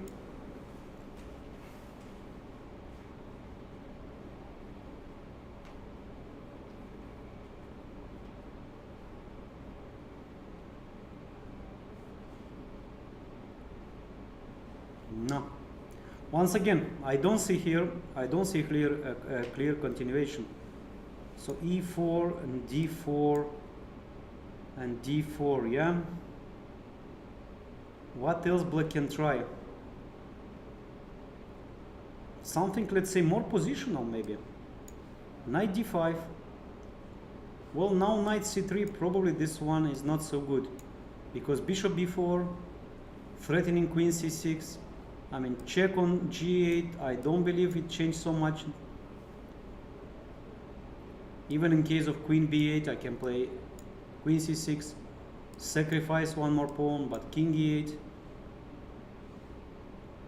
No, this one is at least from human point of view, maybe King F8 is much better here, just not allowing to come Rook G1 with tempo. Now this one is probably playable for Black. This one is probably playable. So Knight D5, yeah. And then probably Black wants just to play something like B4, maybe F5, F5, F4, B4, saying that okay, I have time actually, yeah. I'm not in a hurry to create immediately threats. Play Knight D4, Knight D5. I want to play b4, I want to play f5. In case of queen d3, queen g3 here, maybe I first give you check, force you to play c6, c3, bishop d6, queen j8 check, king e7, followed by maybe f5, f4. Well, honestly, it is very hard for me to advise something, but I believe that black should try. Black should try, even with d4, knight d5, like playing for a long compensation. Black is still in the game. All right, so what else do we have? We have on board number 3, we have Tomaszewski playing with Jakubowski playing with Tomaszewski. Here we have something very positional. White got some space on the queen side. Meanwhile, black just completed his development. I believe the position is about equal. Just we have maneuvers. Black finally decided to open the A file. No. No, probably by taking by pawn, queen A8. Just simply white wanted to avoid. Alright, taking with the knight, it makes sense because white wants to open 2 files. Yeah, so imagine the position. Black plays something like rook a8, but white plays knight b3, followed by a5, or preparing first with queen c2, queen c3, a5, and opening both a and b files. And pawn on d6 can be vulnerable one day. Maybe black's pieces are far from the queen side. Black can create real counter chessons on the king side. Okay, so this one is very interesting, taking with the knight. And here black is thinking where to move the rook, to e7, maybe to concentrate on the king side, or just to keep rook on the a against the move a5. I believe the position is still about equal, but white got some chances. White got some chances, and I start to believe, I start to like more white position. White's position. All right, so yeah, we have 2 draws, board 2 and board 5. Van Hau, I mean Tersakian against Van Hau and Salim against Sindarov. Also we had, yeah, let's move to board number 4.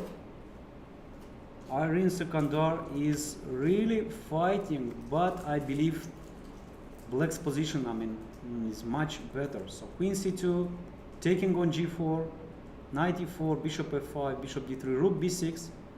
That's nice. Just white cannot make castle.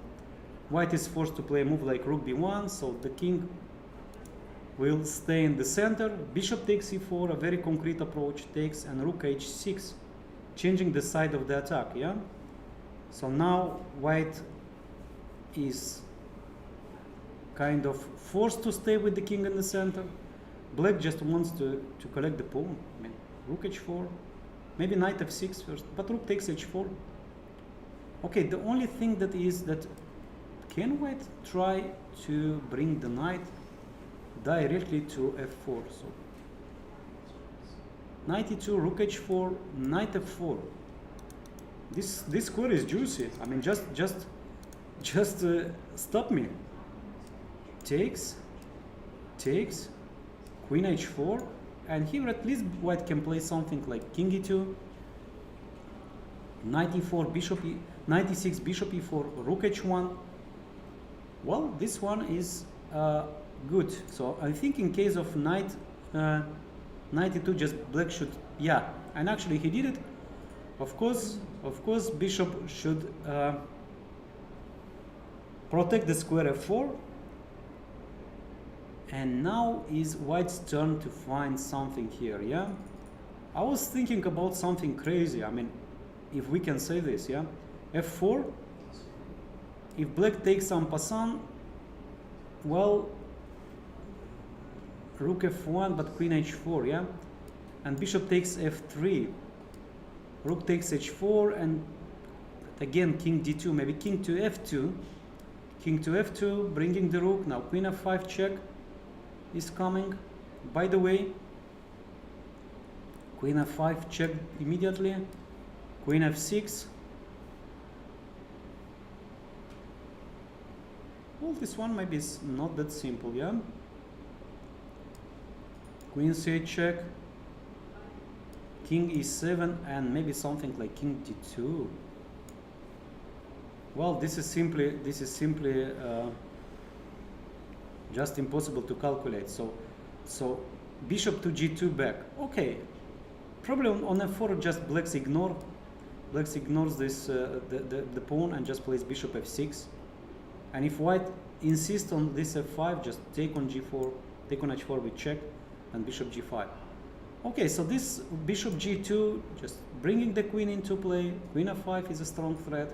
Maybe queen e4, attacking the bishop and the pawn on g4. Yeah, white is into the game. I mean, nothing bad. Nothing bad, just a very sharp position. Okay, so, and if queen f6, the pawn h4 is not in danger anymore. And maybe white can play something like queen e4, followed by king to d2, bringing the rook to f1 and hitting with g4. With f4 hitting the pawn g4. Okay, so bishop e5 and bishop to g2, very good, nice resource. Nice resource. So white is down to 17 minutes only. This might be a problem for Irene. Black is 42 minutes. Yeah, a lot of time to find the moves. Let's go to board number 6. Ingic plays with Tabatabai with Ingic. Okay, knight h3, queen g7, f5, queen d2, d5. Very sharp line, but okay, here is already. Well, the only thing is I would consider to taking with the pawn. Just black got a tempo. Black is somehow more stable. Knight comes to d7, maybe to f6, maybe to b6, rook to b8. This bishop d5 just gives white a very big tempo. Bishop b3 same and taking. Oh, this is nice. This is actually nice. I like the idea very much. So probably missed by black, because if you take the rook, white takes back. By the way, also bishop c4 here to consider, but this one is too sharp. But okay, let's try bishop c4. The only way to retreat the bishop is bishop a4. Bishop takes e6, king h8, and knight g4. The threat is clear. Rook takes h6, and actually no defenses, yeah, because if rook f6, then queen d8 check, and this one is just good for white. So probably e takes f5 was missed by black. Takes, queen e3. Wow, inviting black to take the rook. So just take my rook. Bishop takes d1. Bishop c4 check probably. King moves to h8 or maybe to h7, and what is the continuation? 1 second. So black in the game played bishop a2, and what about them? Ah, yeah, it's probably something simpler, I would say. But what is the simple here? Bishop c4, king h7, bishop d5. Just taking the exchange back, yeah? Honestly, I thought that there is something more here. Let's say rook takes d1, then knight c6. Now queen e6. No, probably just bishop d5. Just bishop d5 and probably here knight c6. Just bishop takes c6. No square e8 for the bishop. Rook b8, by the way, here attacking c2. No, this one is 1 second. So one more time. So queen e3. Bishop takes d1. If queen e6 check, then king h7. Bishop to d3. Wow. Hard to believe. But okay, let's continue the line. Bishop. Well, I don't know if black is forced to move the bishop, but bishop takes f5 is a very unpleasant threat. Queen g6,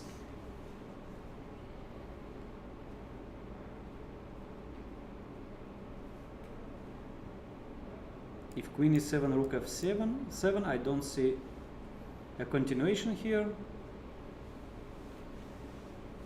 Queen g6. Well, bishop takes d1, yeah?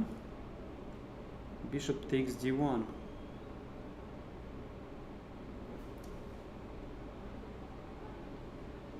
So how to continue the attack? So queen e6, then king h7, bishop c4, same move, king h7. Can white try something? Well, knight h3.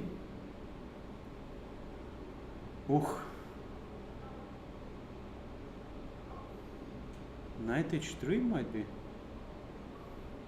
very strong, and actually it is strong. It is very strong. No defense against knight g5. If f4, queen e4, black cannot play queen g6 because knight takes g5. This beautiful double pin.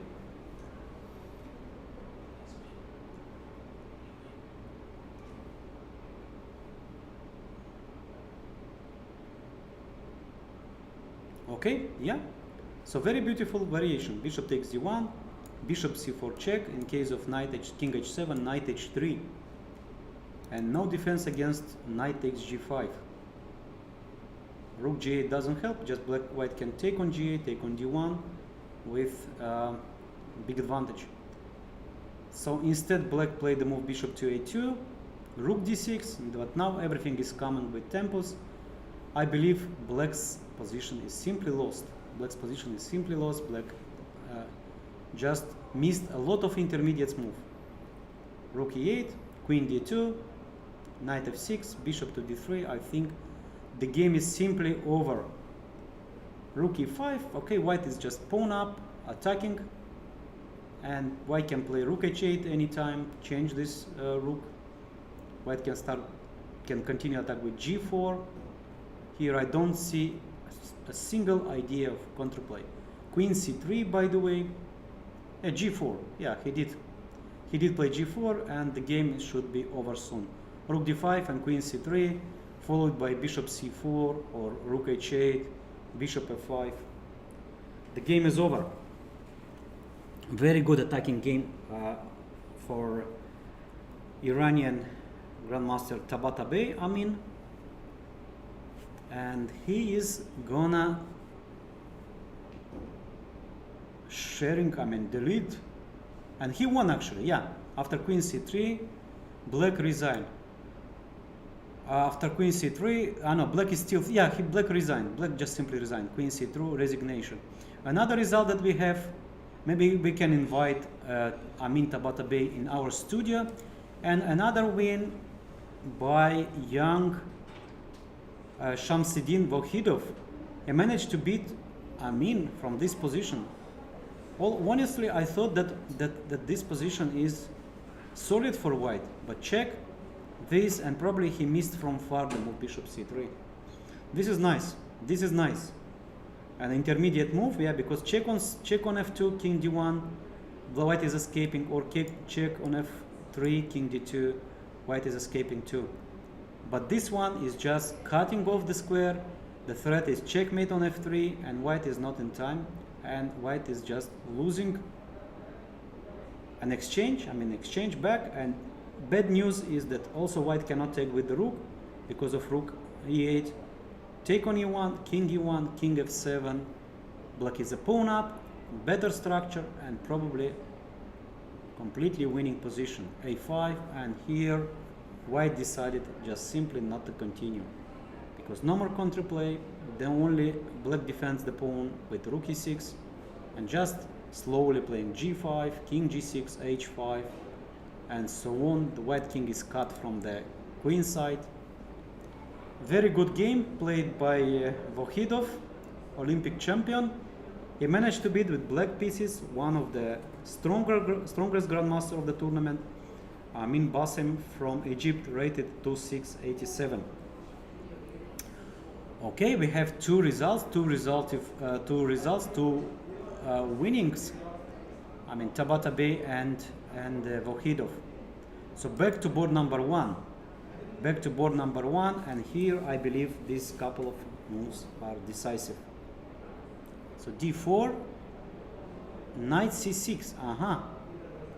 This move I missed in my calculation. All right, my proposal was to play or knight d5 or f5, knight c6, attacking the pawn on d4. If white plays c3, and white did play c3, probably no other moves, c3 and queen to d5, with the clear intention to come to play queen c4, queen d3, queen e2. All right, this is I like this idea. At least the game is still on. White cannot probably play bishop f8, knight a3 because of bishop a3, pawn a3, queen c4. Queen c4 here, by the way, queen f1.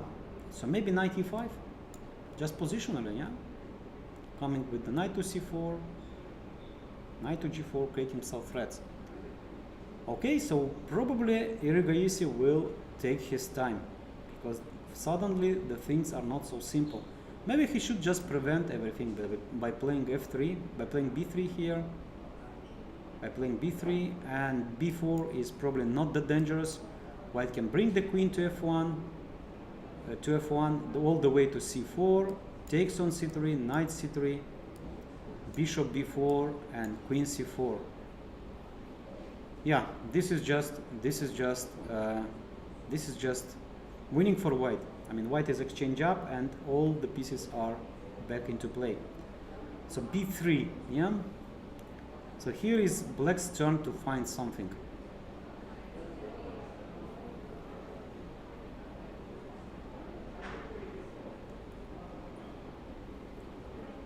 Knight e5 is a possible move, but probably white just hide the king. Hides king on c2, and then knight d2, and just consolidating, yeah? Yeah, no more ideas here. Okay, what else black can play? I mean, black can play after move b3. f5 and f4, but this looks like very slow. f5, king c2, maybe b4 now, but queen f5, queen f1, maybe f4 now, at least trying to destroy white's central formation. Take on c3, if knight c3, knight d4, okay, this one at least some play, and after bishop e3, well, bishop e3 still there is some like knight before king c3, well, knight d3. Yeah, this one start to be shaky. I mean, bishop b4 is coming, queen c2. All right, so I believe I found kind of counterplay. So how do we start? We start f5, and if king c2, then b4, and then hitting the structure with f4, with b4, and the game is still on. The game is still on. Okay, let's see it from the camera. I think Iordache is still thinking.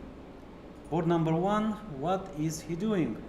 Because he's thinking, yeah, he's thinking. He's thinking. This is very important moment. After queen d5, white is still thinking. So b3, f5, or b3, b3, f5, followed by f4, followed by b4. Nothing to lose for black. No, absolutely. So just black should create some to create some attacking chances here. All right. So probably here Iordache will take his time, and then we can move to other boards. We have board number 7. Board number 7, Nihal Sorin plays with Seturaman. Castle, knight b6, knight d2, knight b6. Okay, still this position is theoretical. Taking on b6, taking bc5, b5. Well, the position is about equal. I don't believe one of the side is better. Only white can be slightly better because the pawn on a2 might be a very strong passer. So taking on d5, bishop d5, bishop c6, but the position is simplifying, and then yeah, this is draw. This is probably draw. I don't believe, I mean, if white is better, just slightly better, and I don't believe that white can convert this one. Just black's move the queen to d7, then change the rooks. Now this one is draw, so probably we'll leave this one and go to Jobava's game. He played a very beautiful positional game, and around here we left king g8, queen d7, queen f7, trying to change the queens but with some benefits. Only now, where the knight is on g6 out of the queen side, a4, the pawn goes to a5. First I have seen this idea in, if I'm not mistaken, in Bacros's game in Dortmund tournament something like 15 years ago, maybe more. Okay, the idea is not new, but so bishop d8, rook h1, king g7, and this is the current position. This is the current position. So my feeling that white should improve the knight, and Jobava decided to play g3 with the idea to hit the pawn with bishop d2. Maybe if you play knight bishop b6, maybe knight h4, force you to take, then the pawn on h6 will be vulnerable. Maybe the knight goes to all the way to d5, maybe knight h2, or maybe knight g4, maybe knight e1, knight c2. Okay, g3, this is a good move. Next is bishop to d2, attacking the pawn on f4. So far, a very nice positional game of Bahadur Jobava. I'm thinking he will convert this one into victory. What else do we have? Let's go a little bit to some other games. Board number 11. Karthikeyan plays with Bredke. So white is exchanged down, but with clear compensation. It was, if I'm not mistaken, open variation. No, this was, okay, this was martial attack with rook maneuvering, and then white is just sacrificing the rook out of necessity, but white takes a pawn. White already took a pawn, and then white's much better, I believe, in this position. Yeah, white is much better. I like white's play. I like white's compensation. White can play rook f4 and g4, h4, trying to play g5. White can improve this one. Okay, so white is much better. I like this idea. What else do we have here? We have board number 11. Davtyan Artur from Armenia, international master, plays with Anton Guijarro from Spain. We have King's Indian defense.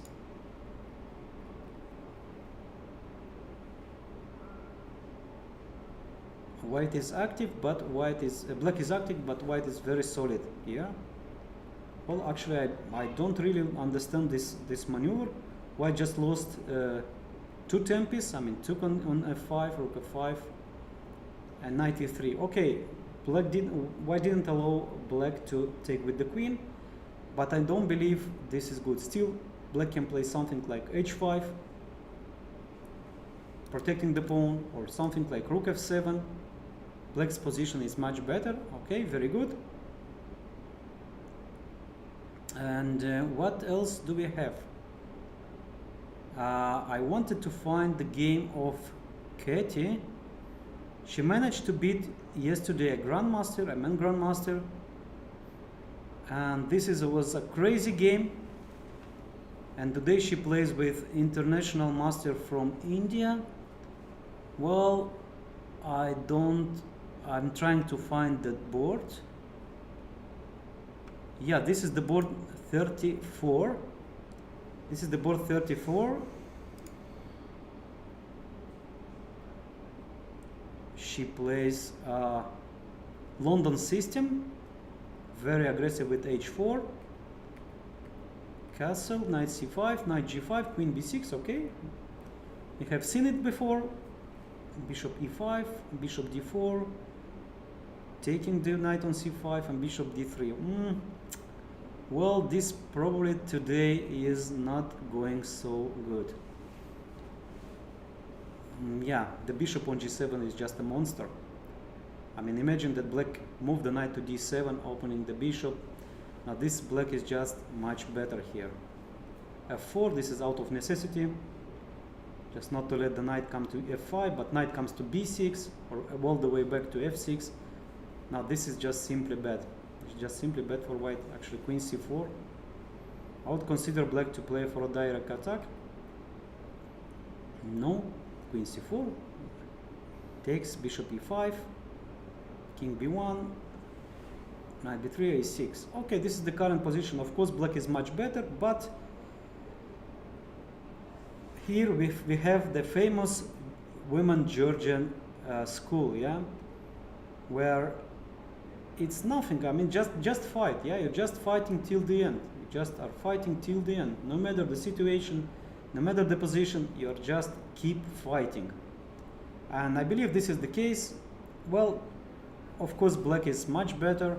I mean, attacking the pawn on e3, maybe with bishop g7 on c2 is also a weakness. But okay. So also we can have a look to a local player from Abu Dhabi Chess Club, Omran Al Hossani. Yesterday, by the way, he won, and today he made a draw. Today we made a draw with woman grandmaster Vantika from India. Okay, very good performance for Omran. This is theoretical line. Okay, not bad, not bad. We have here equal end game. Actually, white won a pawn. I'm curious that white didn't win this one. Looks like pawn up for no compensation. It's very strange. It's very strange. Okay, white lost some tempis and lost the pawn too. I know the pawn. White is a pawn up, but here we have reduced material. Black is jumping with the pieces. Of course, still good chances to win, but not anymore. Yeah, black is defending active and perpetual check. Okay, good defense, active defense, and Omran Al Hossani managed to save half of the point. Good performance. All right, back to board number one, back to leaders, because soon we will have decisive. King to e1. Wow, this one is completely unexpected. So, okay, from the other hand, white wants to put the knight on d2, hitting the bishop. This is the shortest way to develop the knight, but still the king is under attack. Knight e5. Of course, white can take the knight because checkmate in one. Knight to d2, knight b3 check, king f1, and queen h5.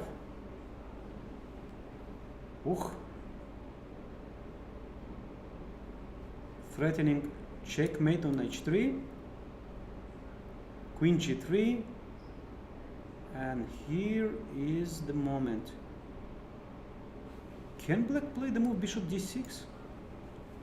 Sacrificing the bishop? Well, this is actually not a sacrifice, because taking the bishop is just bad. Queen d6, queen g3, and we have here a checkmate. And if after bishop d6 check, just king e7, still this is coming. And yes, he did play bishop d6, and here white played the move knight e4. Wow, that's amazing. That's amazing move. Wow, this is amazing resource. Easy to miss, probably calculated by Iordăchescu from far. So this is amazing. Bishop knight takes e4. So obviously black cannot take the queen because knight takes f6. Bishop takes e4 looks only, and the move queen d6. Now check gives absolutely nothing. White goes simply back, and here black played the move queen to f3. This is the current position. This is the current position. Black's threat is just to take the rook. Well, I didn't want to say this, but what else? Because I don't see other threats.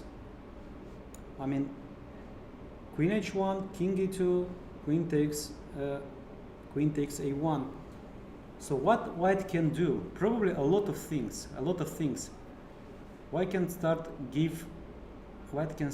giving checks. What else white can play here?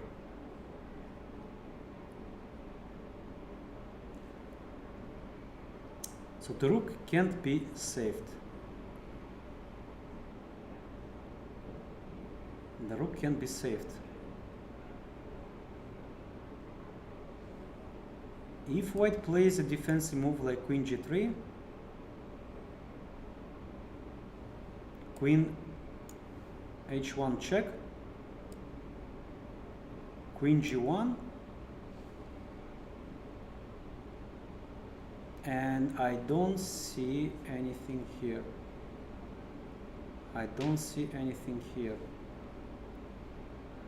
Bishop g2 is just escaping.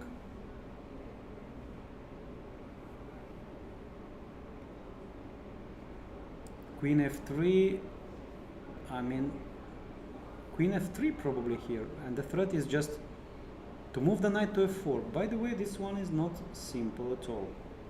The threat is knight f4. And this is checkmate just. Okay? So very good. Good. Black is still into the game. So queen d6, queen f3, queen g3, queen h1 check, queen g1, and queen f3 back. Actually, this might end in a draw, in just a repetition. Let's say check, back, check, queen f3, and this one is a repetition just. Wow, that's a more amazing resource. Of course, white will take his time. I mean, black is down to 1 minute and 40 seconds only, and white can think and find a winning idea here.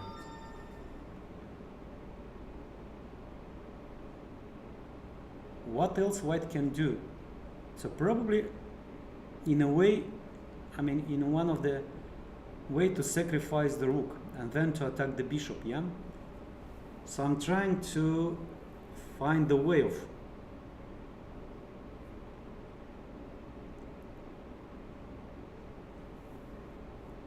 Which is of course not easy. Well, can I do like a kind of idea of this, check, forcing the king go to e7. Now queen g3, queen g1, queen f3, and maybe to use the position of the king on e7, but I don't see benefits. d5, same knight f4 is coming, bishop c5 check, just king d7, and nothing here for white. All right, so back to the position after queen d6 and after queen f3. What else white can try? Let's grab some pawns first.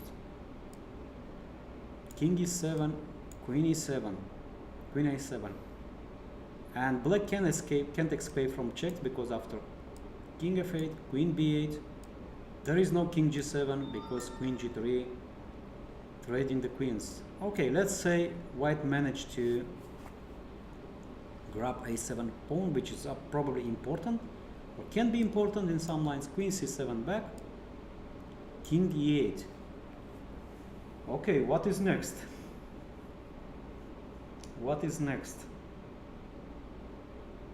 So I don't see a double attack, yeah? So I was thinking just to make a move, like a4, let's say, check, king d1, king d2, queen takes a1, and to win the bishop by double attack. But I don't see a way how white can do it. And probably white simply can't. Okay, very interesting lines, very interesting variation. So queen f3, and here white is thinking. All right, so what else do we have? Professor, no, let's go to number 4, board number 4. Irene is fighting with Van Forest. Queen e7, king to d2, okay. It's a very logical idea to bring the rook to f1, king to d1 or to c1. We call it artificial castle. Rook f6. So now the position is not that simple. I believe that Van Forest lost a little bit of his advantage. Rook to f1, knight h6, and king to c1. Very good. King is back into king is just safe now, and the position is about equal. By the way, now black's colleague start to be shaky here. Maybe king g7, but now f4 is coming. Taking on f3. Maybe bishop takes f3. Okay, rook f8. Yeah, black is just in time to hide the king. Okay, but nothing wrong. Probably taking with the rook. Take, rook f8, and black is hiding the king, yeah? Bishop e4, king h8, and probably the bishop on e5 is stronger than his colleague on e4. Yeah, this one is probably better for black. So king g7, actually it happened, and white played the move f3. Knight into f5, yeah? Knight into f5. Alright, I missed this move. That's interesting. Taking, the knight e3 is coming. Queen to e4, knight to d6, sacrificing the pawn. So queen g4, probably rook g6. The only way to defend the bishop is queen h3, but now c4 pawns falls, and then b2. And then the knight on e2. Actually, black would start with bishop takes b2 to make it more forced. Queen takes e2, and probably here black is just checkmating. Okay, so white can't touch this pawn, so queen to d3, rook to f8, and the question is, can white take this one? F takes g4, rook takes f1. If rook takes f1, probably rook takes, and queen takes h4. And pretending that black is better on this endgame. Especially, I thought, yeah, this one is simply, this one doesn't work because of bishop takes b2. Probably black is slightly better on this endgame, and if after bishop takes f1, rook f2, yeah, this is just a huge compensation with all black's active pieces.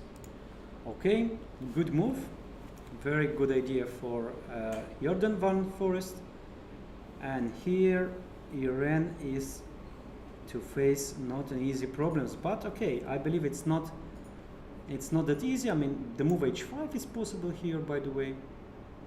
Taking on f3, bishop takes f3, h6 is a threat. Trying to put the king in the corner. And let's see what Irene played. F takes g4, yeah? She took the pawn, and Van Forest played immediately rook f2. Rook f2, the rook is very active here. I mean, yeah, hitting the bishop. No, I don't really like the move. F takes g4, f takes g4, rook f2. Bishop takes b2 now is a threat. Bishop g2 hangs.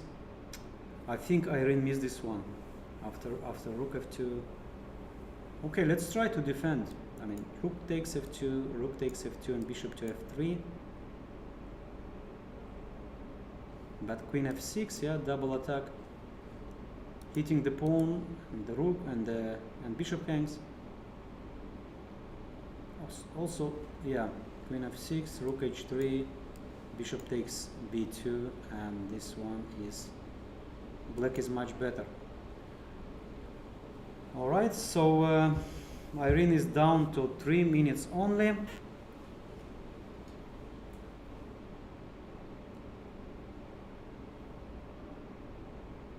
I got a question from chat. Who is the best coach of all time? All right, so usually we are used to get the questions, who is the best player of all time and who is the best coach of all time. Well,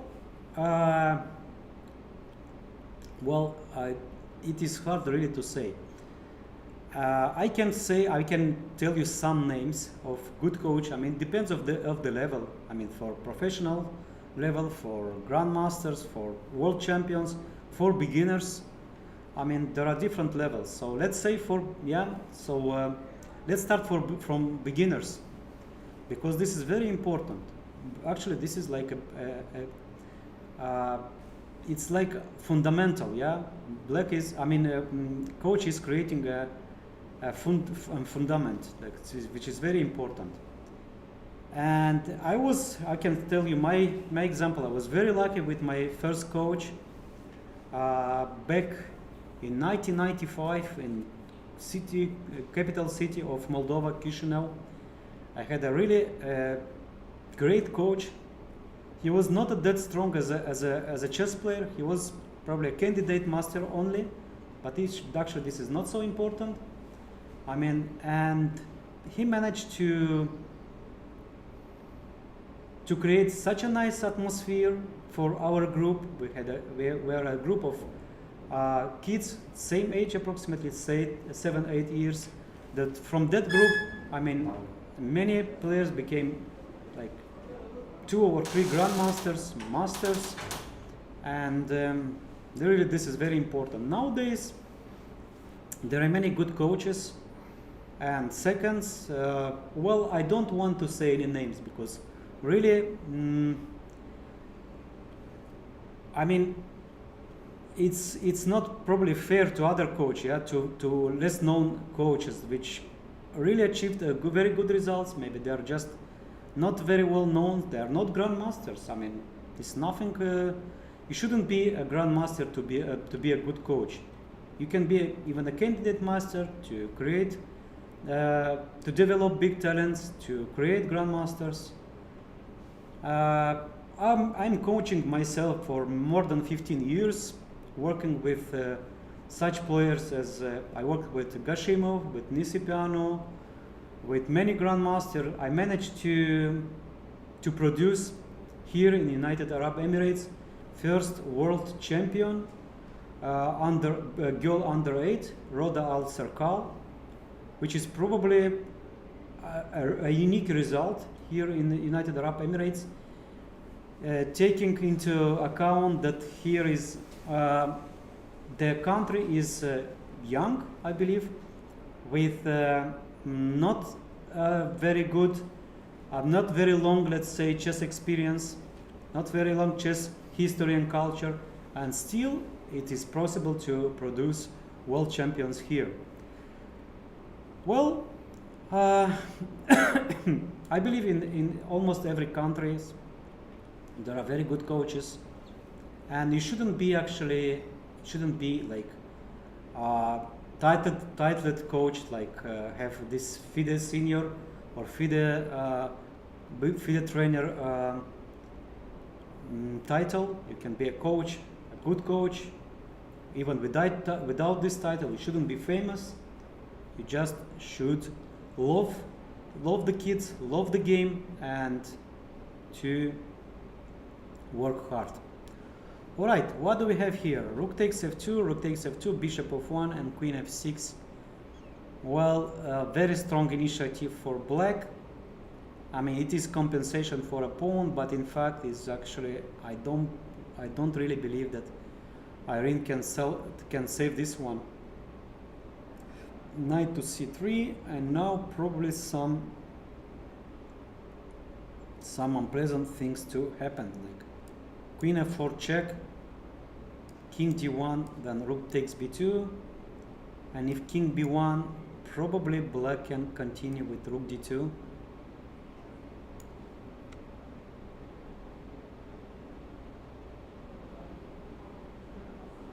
Rook d2, queen h3 is the only way probably to defend, and maybe here rook takes b2 works.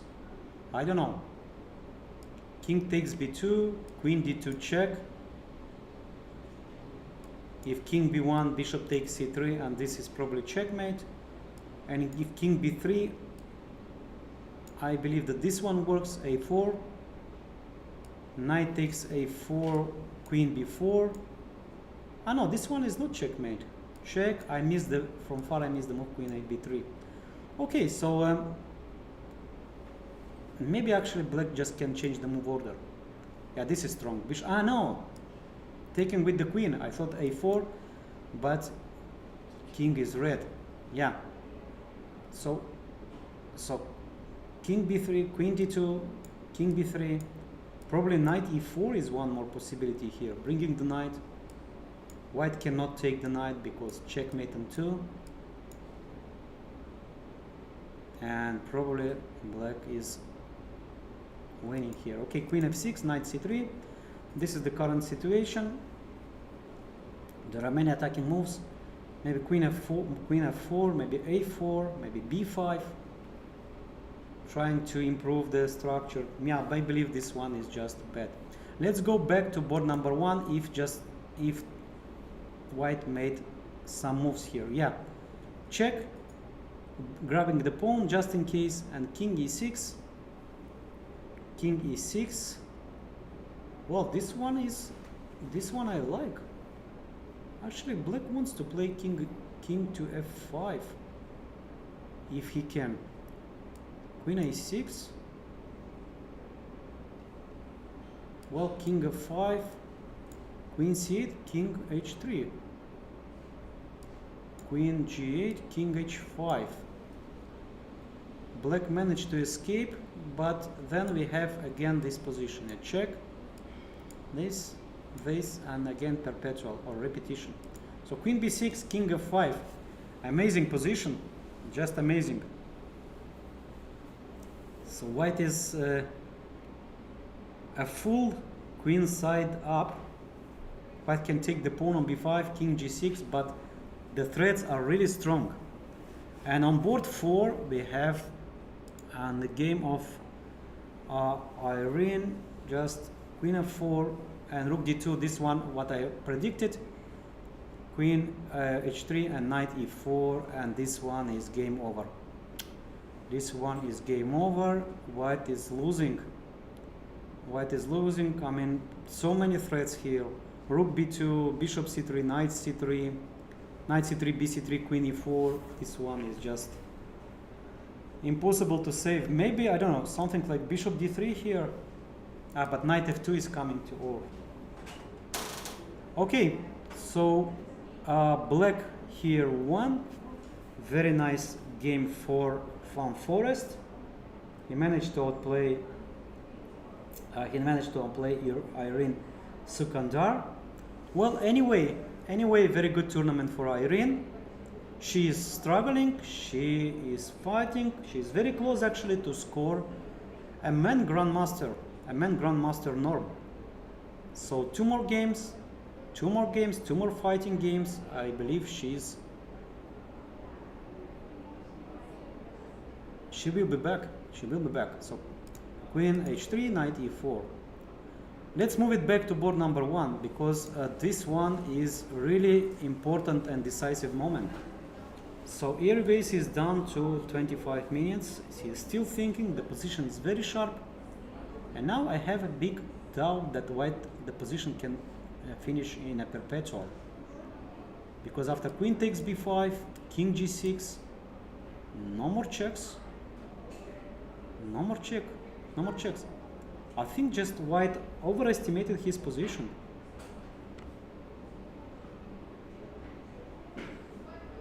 can white play something like queen e8 here? Because now you can take the rook. Because after queen a1, queen takes e4. And after queen e8, queen g8 is a threat. Maybe black can play knight g4, knight f4. Bishop takes f4. Queen h1, king e2, queen f3 back. This one is draw, so king d2, queen d3, then no more checks. And if queen takes f4, this one I believe should end in a perpetual. Yeah, this one is just perpetual. Okay, very good. Queen b6, king f5, queen b8 immediately, and knight e5. Wow, that's brilliant. That's brilliant. That's really brilliant. Knight e5, check, and king g6. White is probably forced to take, and this one will end in a perpetual. Bishop e4 check, bishop d3 check, king g1, and bishop to e4. Ladies and gentlemen, we have a winner in our studio, Grandmaster from Netherlands, Jordan van Forest. Hi. Hi, congratulations. Thank you, yeah. It was a tough game, for sure, so. Can you come a little bit closer? Yeah, thank you very much. And can you share some important moments of today's game? Yeah, I think there were many important moments. I mean, I decided to play a little bit of a risky opening, d6.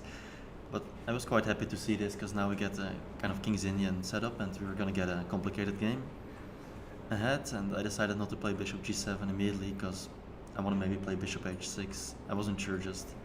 I mean, in the King's Indian, you anyway want to play a5, knight a6, so I thought, let's start with that. I don't know if it's very good, but it's at least possible, I guess. So this is normal. Bishop e2, knight c5, bishop... Yeah, I mean, now that she moved the dark squared bishop, I thought, let me try bishop h6, because, I mean, it's at least giving a tough decision if you want to take on h6 or if you're giving up the bishop pair. But I think what she did is good.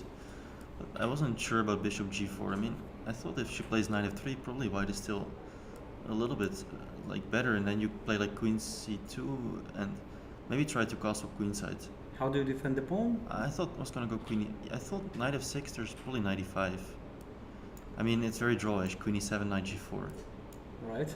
I mean, I didn't like bishop g4. I mean, against in some games I would play this, but in this like tournament situation, it's in the open tournament you have to win a lot of games. So I mean, I was a bit worried this is just a draw. So I was gonna go to queen e7.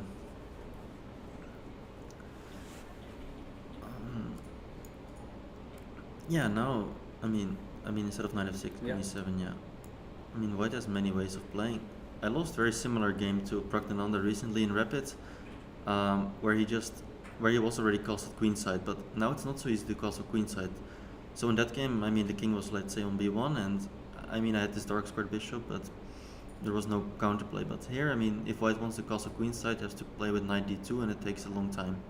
Like queen c2, knight f6, knight d2. Yeah, maybe this is still what should be played, but I mean probably, it's and then like knight e8. I mean, but I lost similar game like this, and then h4. I mean, probably white is slightly better, but I mean maybe I'll play f5 somewhere. I don't know. It's strange, but computer evaluates the structures much better for white. Yeah. I mean, I don't know exactly this position, but generally. Right. So. Yeah. So maybe bishop h6 was not the best move, but I mean, it's still a game afterwards. So. So I was happy to see bishop g4, because after f5 it's. I mean, I have like positionally I'm doing quite well, I guess. ef. I mean, I can play knight f6 here also, but I was worried it would make her play bishop h3. And I mean, after g takes f5, I think, yeah, I mean in the game, like g takes f5. I mean in the game, what I did, I thought I was also worried of bishop h3, but giving a check on h5 is very logical. So I was kind of hoping to. Because now maybe knight e2, knight g3 or something is... Yeah, I was looking at knight e2 and now very ugly move, f4 somehow, just to like stop the knights, but it looks so ugly. I mean, I wasn't sure yet. It's all taking, maybe queen d3. Yeah. Knight e4. The other knight goes to c3. I don't know. Maybe it's just. Yeah, but I have maybe some direct play. I don't know. I hadn't really made up my mind yet, but I thought bishop h3 was maybe interesting, just to look at the pawn on f5. Yeah.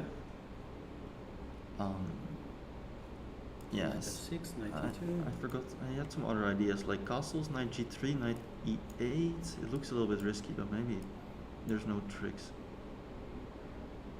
Tricks like taking on f5. Yeah, but I always block. And then maybe if I get rook a6, rook g6, like if I get few moves, I'm doing good. What about queen h5? Queen g5. And did I miss some tactic? Or? No. Yeah, so this was also possible. I don't know. I mean, I was not thinking so much. Like I was gonna wait which move she would play. Bishop h5, king f8. Now she played very strong. How did you evaluate this position during the game? I thought I should be slightly better, but maybe I'm wrong.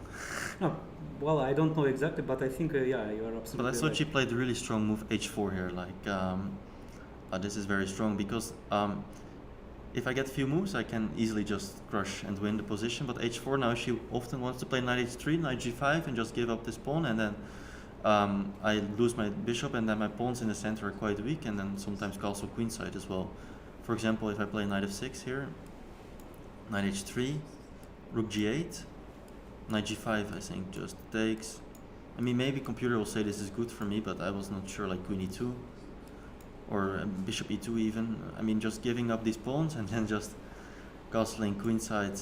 I mean, maybe it's good for black, but I was worried, like, this is hard to play for me in the practical game. That's why I didn't play knight f6. So I played rook a6, which is probably not very good actually. But I thought it looks nice. Bishop e2, I mean, possible. I mean, many possibilities on every move. So. Okay, probably the same if you play. No, then now h4 is hanging, so rook a6 was waiting move kind of. I mean, it's. And can't you do the same, but from f3? Yeah, but now also the difference is e4, knight g5. I take with the queen on g5. And then I get rook h6 very quickly, and I mean here there's not the same kind of compensation, I think. I mean, maybe it's still okay, but I think I'm better here with black. Yeah. I mean, it's still move 10, so being better with black is kind of okay. Bishop e2, yeah, now I didn't see what to play. I played some stupid e4. Yeah, e4, I don't know. I didn't really know what to play, I guess. I mean, I didn't want to play knight f6 still because knight h3 is coming, and I didn't see like which other move to make. And e4 is good, if not for g4, which she played. I think g4 is good. And I mean, here I didn't really. I mean, I felt like I already misplayed it a little bit. Like I'm not worse here or something, but I think white has counterplay. But probably g5 is not a threat, yeah, because bishop g7. No, but which move do I make? I didn't know. This is very hard somehow to come up. Something useful. Maybe queen e7 or something deep. So to come queen e5, yeah? Yeah. Should queen here? Yeah, probably. I think I was looking a little bit at this, but it was a bit too much for me to play this. Maybe it's better. I mean, I wasn't even sure like takes on f5 and bishop g4, but probably now, I mean, it's okay for me. Probably just taking knight f6. No, Queen f5. And queen f5 there. I wasn't even sure, like sometimes I can push e3, but then also she gets the f-file, so it's very dangerous. It's not an easy position at all, so I mean, I think rook a6 is probably not good. I mean, that's my thinking, but I just played bishop g7. I mean, I know it's gonna allow her to castle queenside, but I thought anyway I always have some rook b6, and I wasn't so super worried, and at least now I can play like knight f6 or something and get the knight out. So queen c2, yeah, I took on g4, I guess that's okay. Takes bishop f5, bishop d3, very good. Yeah, I think white is fine, I think, here at this point. Because the knight is coming to e2 and g3, and I cannot really stop it also. The threat is knight g5 now, I mean, it's... Not completely, like I played rook b6 here, rook b1, and I was looking at some moves like a knight f6. It's crazy, crazy. Really? move. Yeah. And if knight g5? No, but then I can take and h6. Uh-huh. Oh yeah. This is I was nice. also looking at, instead of knight f6, I was also looking at what it was, I forgot. Knight e7 maybe or something. But then knight c5 is the problem, yeah. With knight f6, the problem is I think maybe just knight c. No, now Let's queen check, e7. yeah. Yeah, I think maybe just knight c3 or so. Also knight e2. This I probably have nothing better than bishop takes e4. But I thought knight c3 is also, and this is just like the game, but I would have played knight f6. So yeah, there were. I mean, I guess playing rook b6 is useful just to make sure she will never castle Yeah. queenside. Yeah. So I took on e4, and this very strange move rook h6, just to win. I mean, not to win this pawn, but sometimes I can take it. And I had this idea of playing bishop b5, knight f6 also. Yeah, probably just nothing to do with the rook on b6. Exactly, yeah. I So mean, just that's not why to- rook just a6 not is pretty improve- bad, improve, because yeah. I want to, often I want to occupy e file with my rook, but the rook can never go to e6. So that's why I play rook h6, knight e2. Of course, I shouldn't take on h4 because then knight f4 is very dangerous. Just maybe it's. Yeah. I mean, I wasn't sure if it's like completely made. Like I take on h1 and queen h4. Yeah, I was trying this one. Yeah, but it's too but dangerous. King e2, yeah, and I then said, queen f5, knight yeah, e6. everything is coming with. Also some d6 pawn break at some point to open the bishop, so not a good. No, bishop e5 was always my plan to stop this knight. And here she played bishop g2. I mean, I thought bishop f5 also possible somehow. I was thinking something with Knight g3 is F4 also maybe, f4. or not immediately. F4. I mean, I can always play bishop d6. Ah, to you, kind of. you don't take, yeah. I mean, worst case, yeah, bishop I was d6. thinking Just it's kind of solid on d6. I felt. to d6. Well, Maybe not, but I mean, now I want to take on h4. by king d2. Knight f. It's very hard to play still. Maybe just take this pawn. Bishop f5, bishop e6. I don't know. Yeah, but I will play h5, I guess, at least, sort of. It's not so quickly made. Like Yeah. queen f6 protecting the. Yeah, you have enough pieces around your king. Yeah, but somehow I felt very stupid because his rook on h8 I can never play. But I think around here it should be equal. I was not sure. I mean, bishop f5 is possible, let's say. Rook h4, I guess. I mean, it's possible. Takes, queen e4. Yeah, I was thinking bishop d6. Bishop queen takes g4. Maybe take and knight f6. I thought maybe this endgame is a little bit better for black, but Yeah, thanks to this. yeah, somehow the dark square bishop feels good, but I might be. I mean, it's not what I wanted. Let's say I was not very happy here, so. But I didn't. I mean, bishop g2 is also interesting because she wants to play queen f5, and also knight g3. Often just. I mean, I never want to take on g3, so. And well, I can take. Can I take on h4 here? I thought it was probably suicide, so I didn't want to consider this queen f5, queen f6, but I mean this looked too dangerous to me to play, like queen. c8, king g7. Yeah, maybe it was possible actually. No, but you can also start taking on h4 maybe. I mean, I didn't feel I can be much. I can be better here. Just Only taking dangerous for before. me. Only dangerous. Yeah, but knight h. It remains complicated. Knight e7. And now rook g8. I'm kind of more safe than white. F4 now. 4. Bishop d6 again, I guess. Well, I quite like black here, but So bishop e4, I don't know. rook g8. Queen h3. Ah, then the pawn hangs, eh? I'm not sure. Yeah, maybe you should anyway play it. Queen h5, h3, I don't know. Looks safer on h3. Yeah, I guess I take the pawn. What else? Yeah. And it's not easy to activate the rook. No, that is also That's- white's yeah. problem. I mean, the problem is I cannot activate my rook on h8 in the game easily, but also white has some issues activating. Yeah, that's. But okay, I played queen e7. I thought it was a good move in small time pressure because it's very hard for white to come up with a move here. Like, you want to play knight g3, but of course you cannot, and you cannot castle.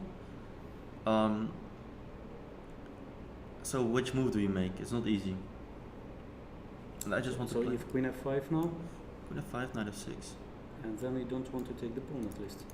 Yeah, maybe this is good, better for white. But at least I get my knight out, king g7 next. I don't Yeah, care about this. Rook f8, yeah, bringing. Yeah. I mean, she played king d2, which I don't know. It feels a bit wrong to me, but maybe it's okay. And rook f6. Also, I thought rook b f1. Maybe rook h f1 is better than to go rook b to e1 also. And then to bring the other rook to e1. So knight h6 now or not? Yeah, I guess so. And then rook e1, yeah. I think this was a better way of playing. And now it's very much game. But I quite like my position here. King g7 maybe. Oh, but then now knight g3 Knight is G3, probably, yeah. maybe queen d6. Or knight f5. Many options.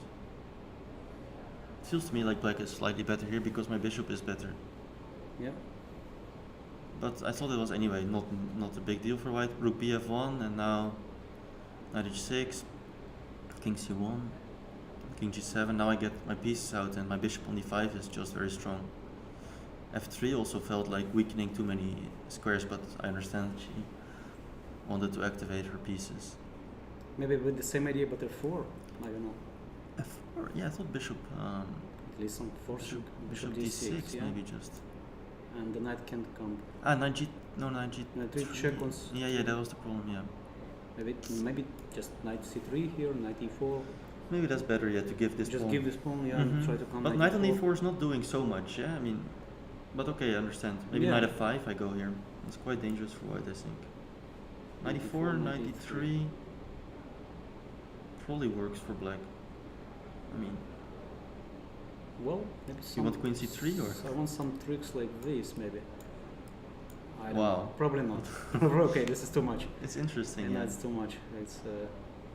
Well, I think like in time trouble it would work, but I still had half an hour, yeah. Yeah. Also, I can take the rook on f1 if I'm very Oh scared, yeah, true. All right, so Yeah, f3. f3, knight f5 with tempo. Yeah, queen this was e4. Here I was very tempted by knight g3, knight e3. Sorry, knight e3. Well, But I mean the point is queen e3, bishop f4. I think wins unless I blunder. yeah. So, but I didn't see. Also, I was looking here at knight g3. But I think I can just take the material. For example, easy knight takes f1, knight h5, king h6. I think. No, not the king f7. I think. So king f7. Knight f6, knight g3, and I think I win the house. Why there's no checks? But after knight e3, I didn't see what to do after rook to g1. Just like. But even on this position, sorry, just something like rook takes f1, and you cannot leave the f file. So. Yeah, I figured I have something here, but maybe not. Bishop f4. I take on f4 now. I mean, everything is protected. Yeah, maybe. This one is. G3. But okay, it's not over or something. Yeah. But I mean, after knight g3, I feel black should be winning somehow. Just it cannot work for white. Like, but main problem for me was rook to g1 just. Instead of knight g3, rook g1. No, sorry. ft1. I mean, it looks very strange, but I didn't see any breakthrough here. I mean, white can still not take the knight, but I didn't see how to add more pressure. Yeah. Also, f4 is sometimes an idea. I think I was looking at some lines here, but I kind of. The rook e8. Yeah, rook e8 and rook f8. I was considering both. Or I one think. of these two moves. Yeah. So white can take the pawn with the pawn then. Yeah, bishop takes b2 is always an idea. But even like strange king d2 sometimes I was completely going crazy. I mean, I didn't want to take this risk that somehow I blunder some. Honestly, it looks Very good for black for sure. Yeah, but okay, probably. I mean, I thought what in the game is risk free, and I'm just crushing on the dark squares, so it's much more practical. Like, okay, queen takes g4 is clearly not possible, so queen d3. It's just rook g6. Yeah, and then knight c4 and bishop a b2 bishop also. takes b2. Yeah, anything, just queen d3, rook f8. I thought that was nice. Fg, rook f2. Probably she missed this one.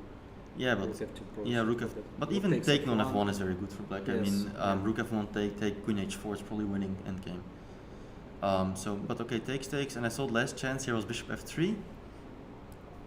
And point is like, I didn't completely see how to win here. Queen F6. Rook H3. Oh. It looks This one. very.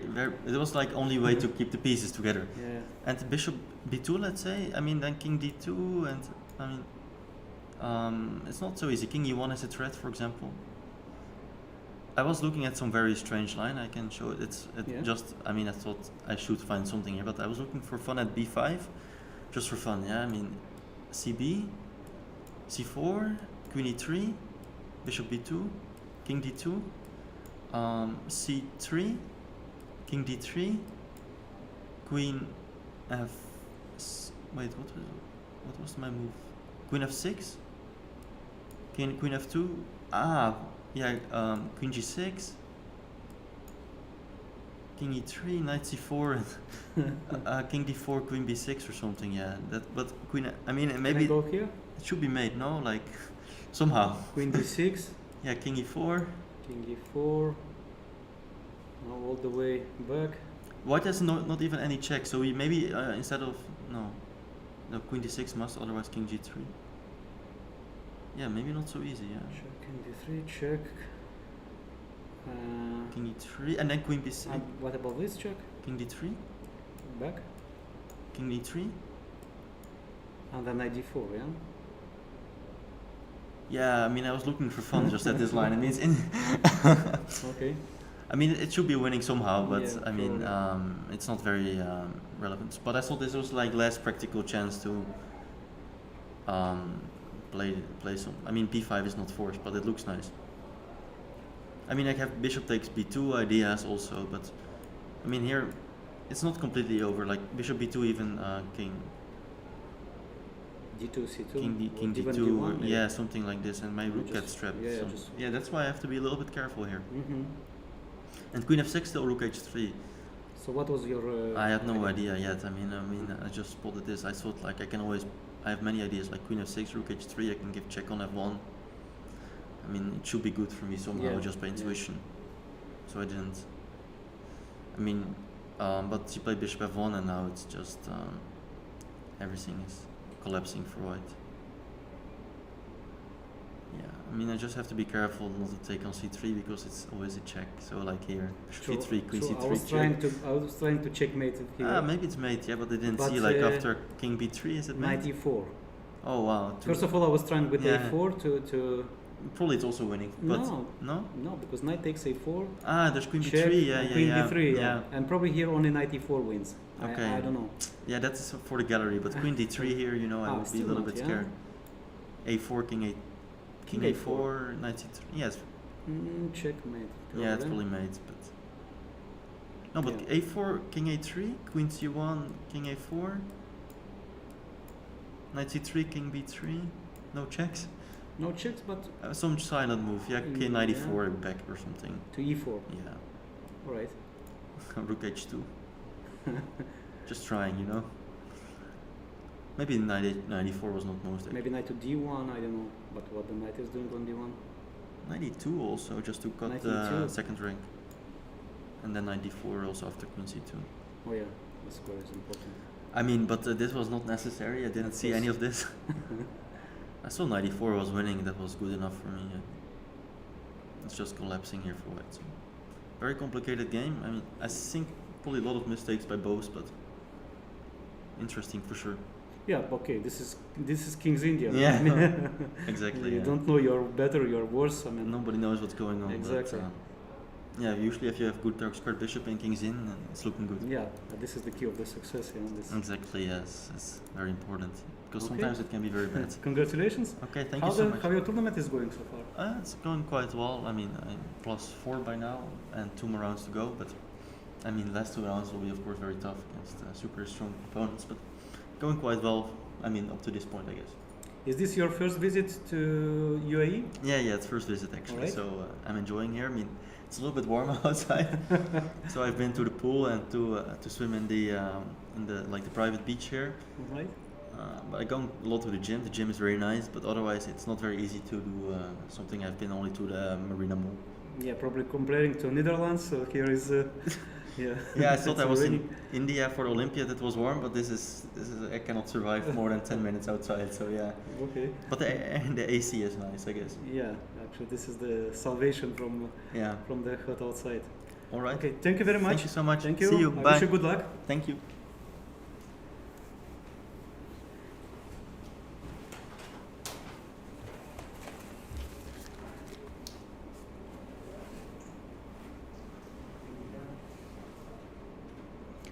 All right, so congratulations to Jordan van Forest.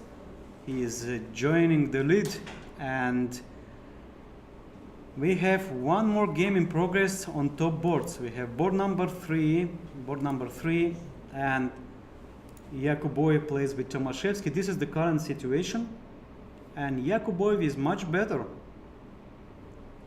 He's much better, he is active. With two rooks on the 6th rank, pawn on d6 is a weakness.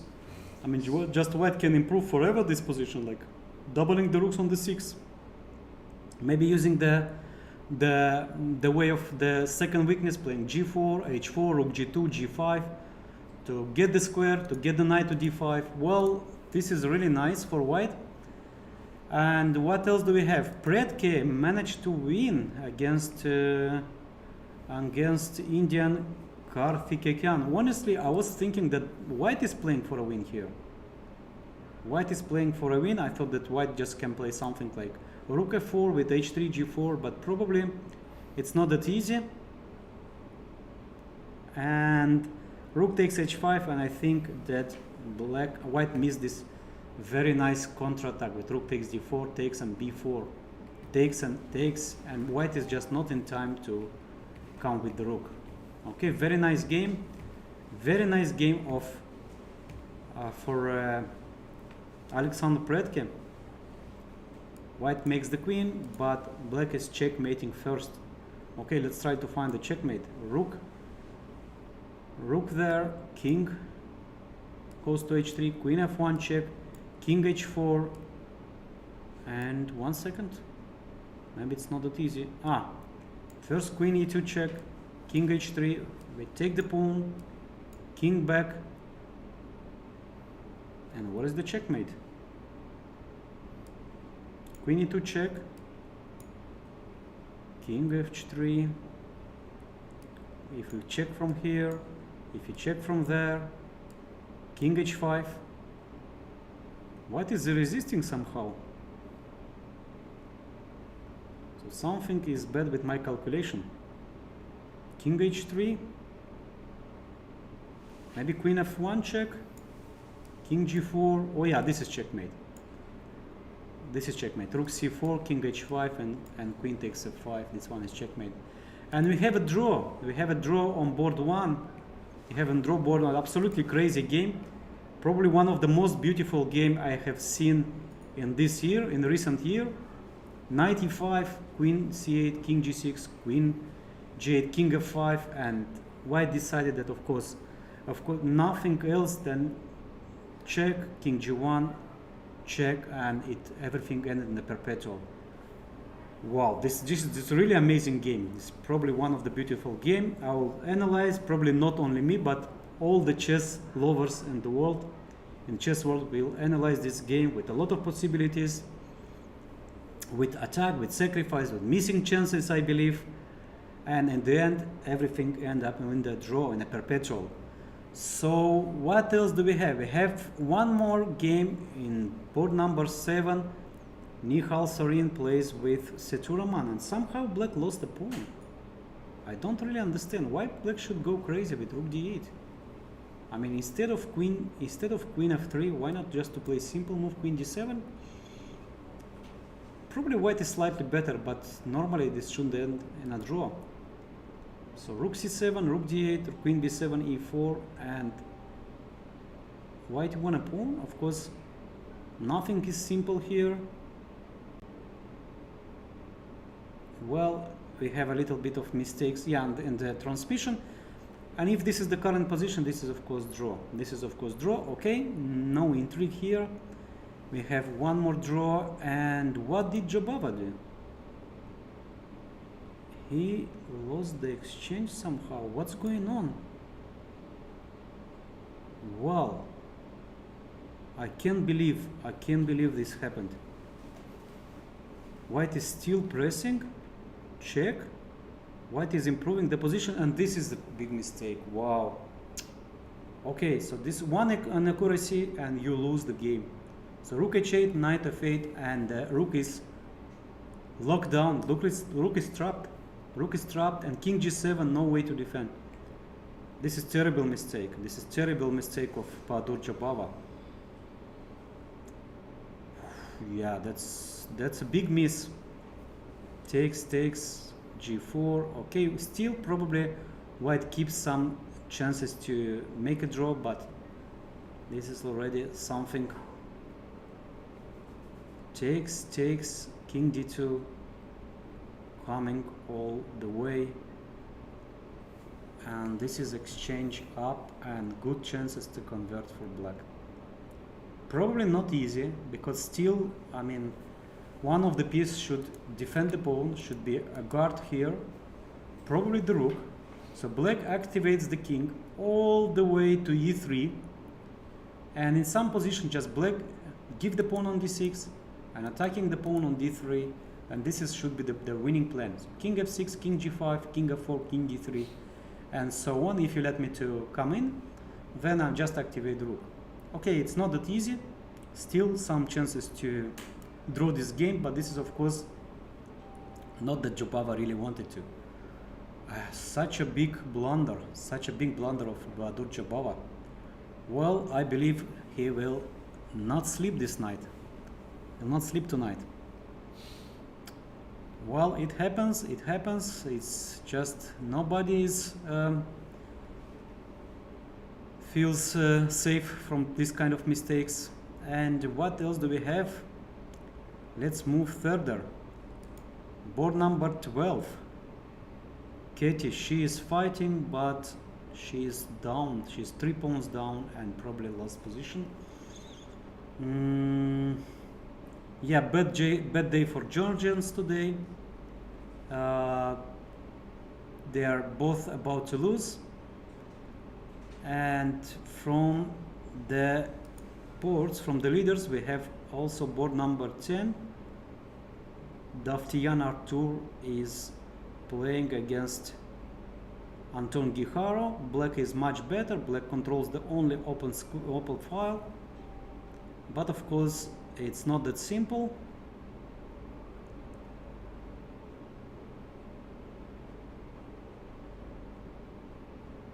This endgame probably should end in a draw.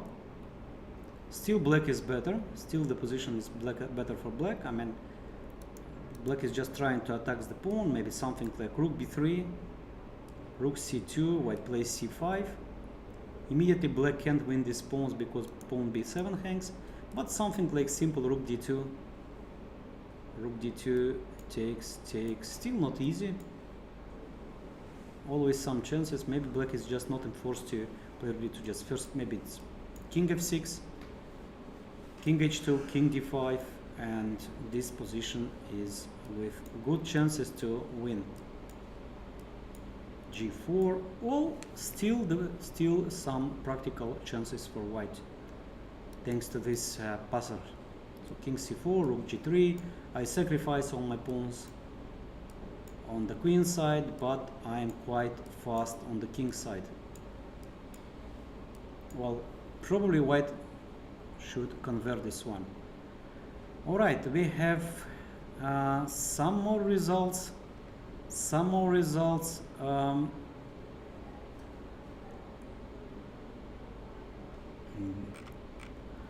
Let's go back to board number 3, because here we could. So rook a7. Of course, black is trying to trade some rook, trade some pieces. I mean, rook a7. Rook a7. If white takes, knight b5. Maybe just queen e7 back, protecting everything. Well, with one pair of rook off the board, I mean, black's defense is way easier, but still Still black can, white can try, white can I mean, put a lot of pressure, a lot of problems. Okay, so white is down to 4 minutes and black to 2. What else do we have here? Yeah, Jobava. Well, here nothing to say. Nothing to say. Just probably technically winning position for white, but still some technical issues. So what do we have for how the game went for players from United Arab Emirates? We don't have the results of the games. Hamad Badr, no, and Abdurrahman's game, no, this is yesterday's game. Still we don't have the results. Okay, let's move to board number 3. Actually, we don't have a choice. This is the position. This is a position. Queen Rook A7. So far we have how many players with 5.5 out of 7? We have Yerigaisi, we have Robson, Van Forest, Tabata Beamin, and maybe 2 more players to join. Yeah, I mean Yakuboyev, he's much better, and Nihal Sarin are playing with Seturaman. So what happened with Eric Rosen's game? The move stopped. Updates are ages ago. Well, and board number 7. Let me check. Yeah, board number 7. Probably the game ended in a draw. I mean, from current position, it is clear that this is draw. Maybe just the result is missing. I know this is the current position. Okay, Nihal Sarin. Actually, they've played a lot. They've played a lot after that position. So this is the you can see now the current position. Okay. I thought this one okay, but yeah, this is nice. So white managed to win a pawn, but this position is draw. So probably the game will end in a draw. The game will end in a draw. And about Eric Rosen, just tell me the board number. Just tell me the board number, please. I can tell you exactly what's going on. So I can try to find his game. I believe he was playing with white pieces. Yeah, board 31. He plays with Grandmaster Hofhannisyan Robert. Board, no, this is different game.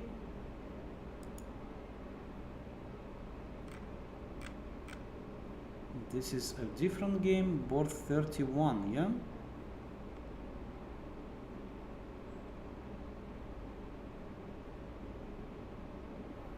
Yeah, board 36 actually. Yeah, no transmission, something, an error probably. Well, I saw this position before in a playing hall, but it was some couple of hours ago. Of course, the position is different. So I cannot update you with this game. I cannot update you with this game. So we'll stay on board number 3. On board number 3, Yakuboyev is still trying to find some winning chances. Of course, he should try. He should try. He is much better. I mean, he's better on time, 7 minutes against 2, and he's a risk-free position. And what else do we have? Yeah, we have this game of the game of Nihal Sarin plays with Seturaman. The game will end in a draw. I mean, it's just impossible to convert this extra pawn.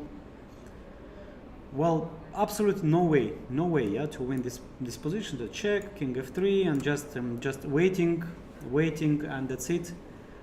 just no way to improve this position. Board number 15, Katie took a pawn. She's only a pawn down, okay?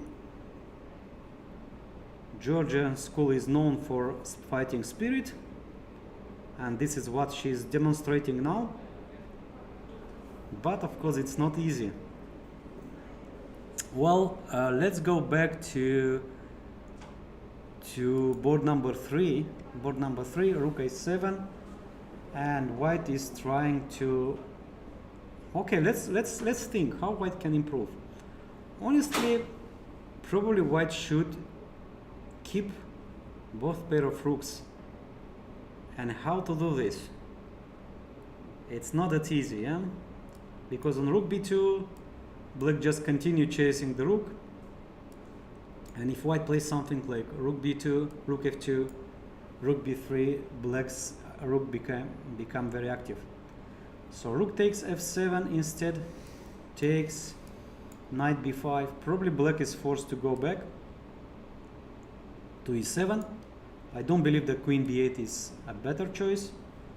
So queen to e7, and white can improve here, just bringing the king, maybe playing g4, by the way, g4, h4, and g5. But this is not the way. Yeah, probably the position I would say is more draw than white wins here.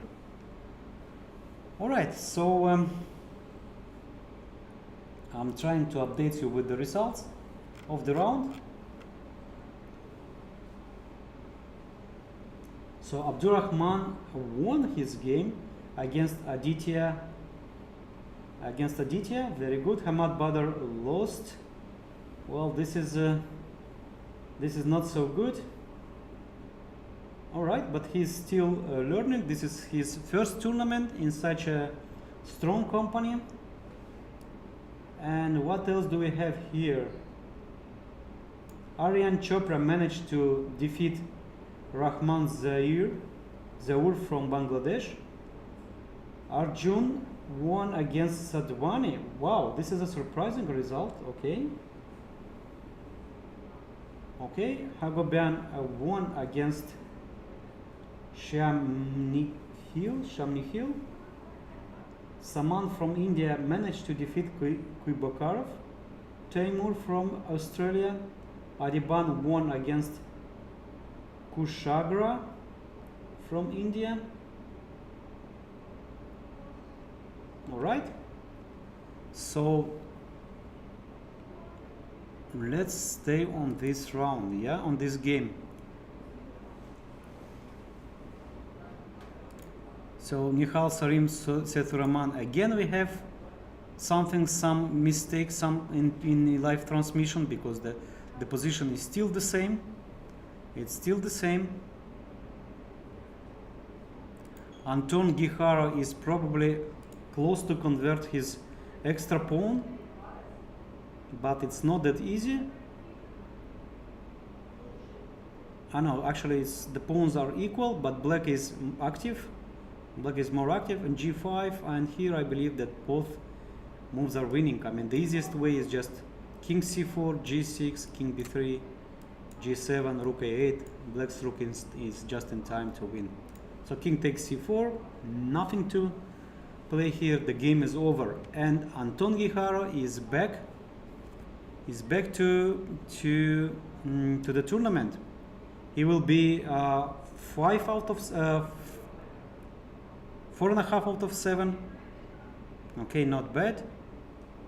And also I wanted to check the game of Liviu Dieter Nisipeanu. He made a draw with Harutyunyan. He made a draw. All right. So Jabava is still defending. He is still defending, but it's not that easy. It's not that easy. Black managed to improve his king. The knight is not anymore on b5, but on d5. Rook to g6, king to g3, rook to h6. Then slowly shouldering the king. Some mating ideas, maybe black can come all the way to e1 with the king. Yeah, king g3, king g2, king f1, king e1, king d1, king c1, just trying to go all the way through to attack the pawn on d3. Okay, so still we have no updates from this game Rosen with Hovhannisyan.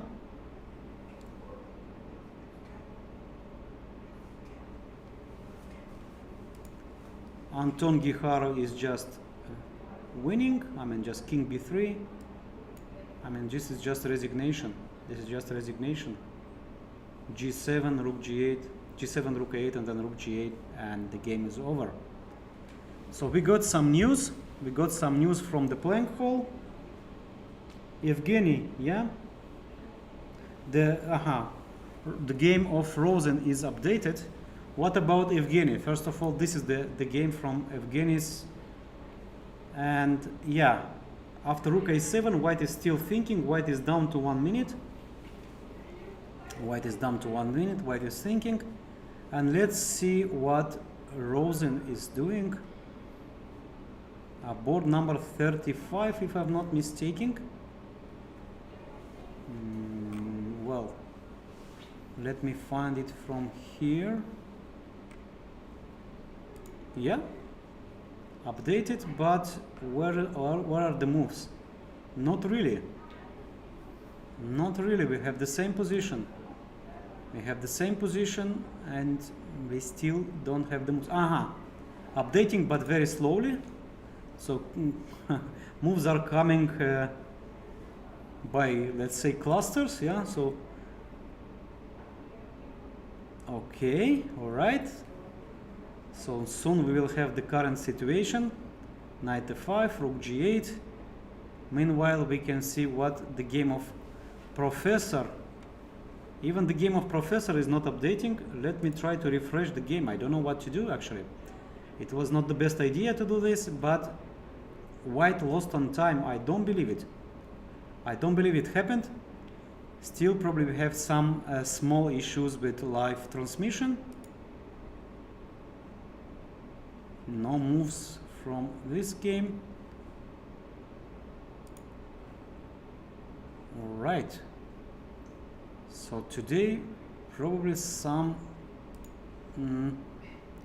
We don't have the moves in many games, in 4 of our games. Okay, ladies and gentlemen, probably we will end here. We'll end here. So some small conclusions after round 7. So we have Van Forest winning against Irene Secundar. A very nice draw on top board, Erigaisi Robson. Probably one of the most beautiful game I have seen this year. This is really amazing game. Tabatabai won also, very impressive with just outplayed tactically Alexander Inčić. And then 2 more game in progress, but probably we'll stop here because we have some technical issues.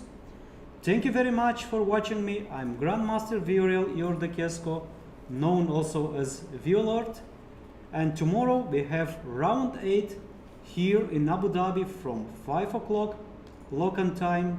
Thank you very much. Thank you for watching our live transmission, and see you tomorrow at 5 o'clock. Bye bye. Have a good evening. مهرجان أبو ظبي الدولي للشطرنج. ولدت فكرة إقامة مهرجان أبو ظبي الدولي للشطرنج عام 1991، وتم إدراج المهرجان منذ الدورة الرابعة بنشاط الاتحاد الدولي للشطرنج كنشاط دولي عام 1994.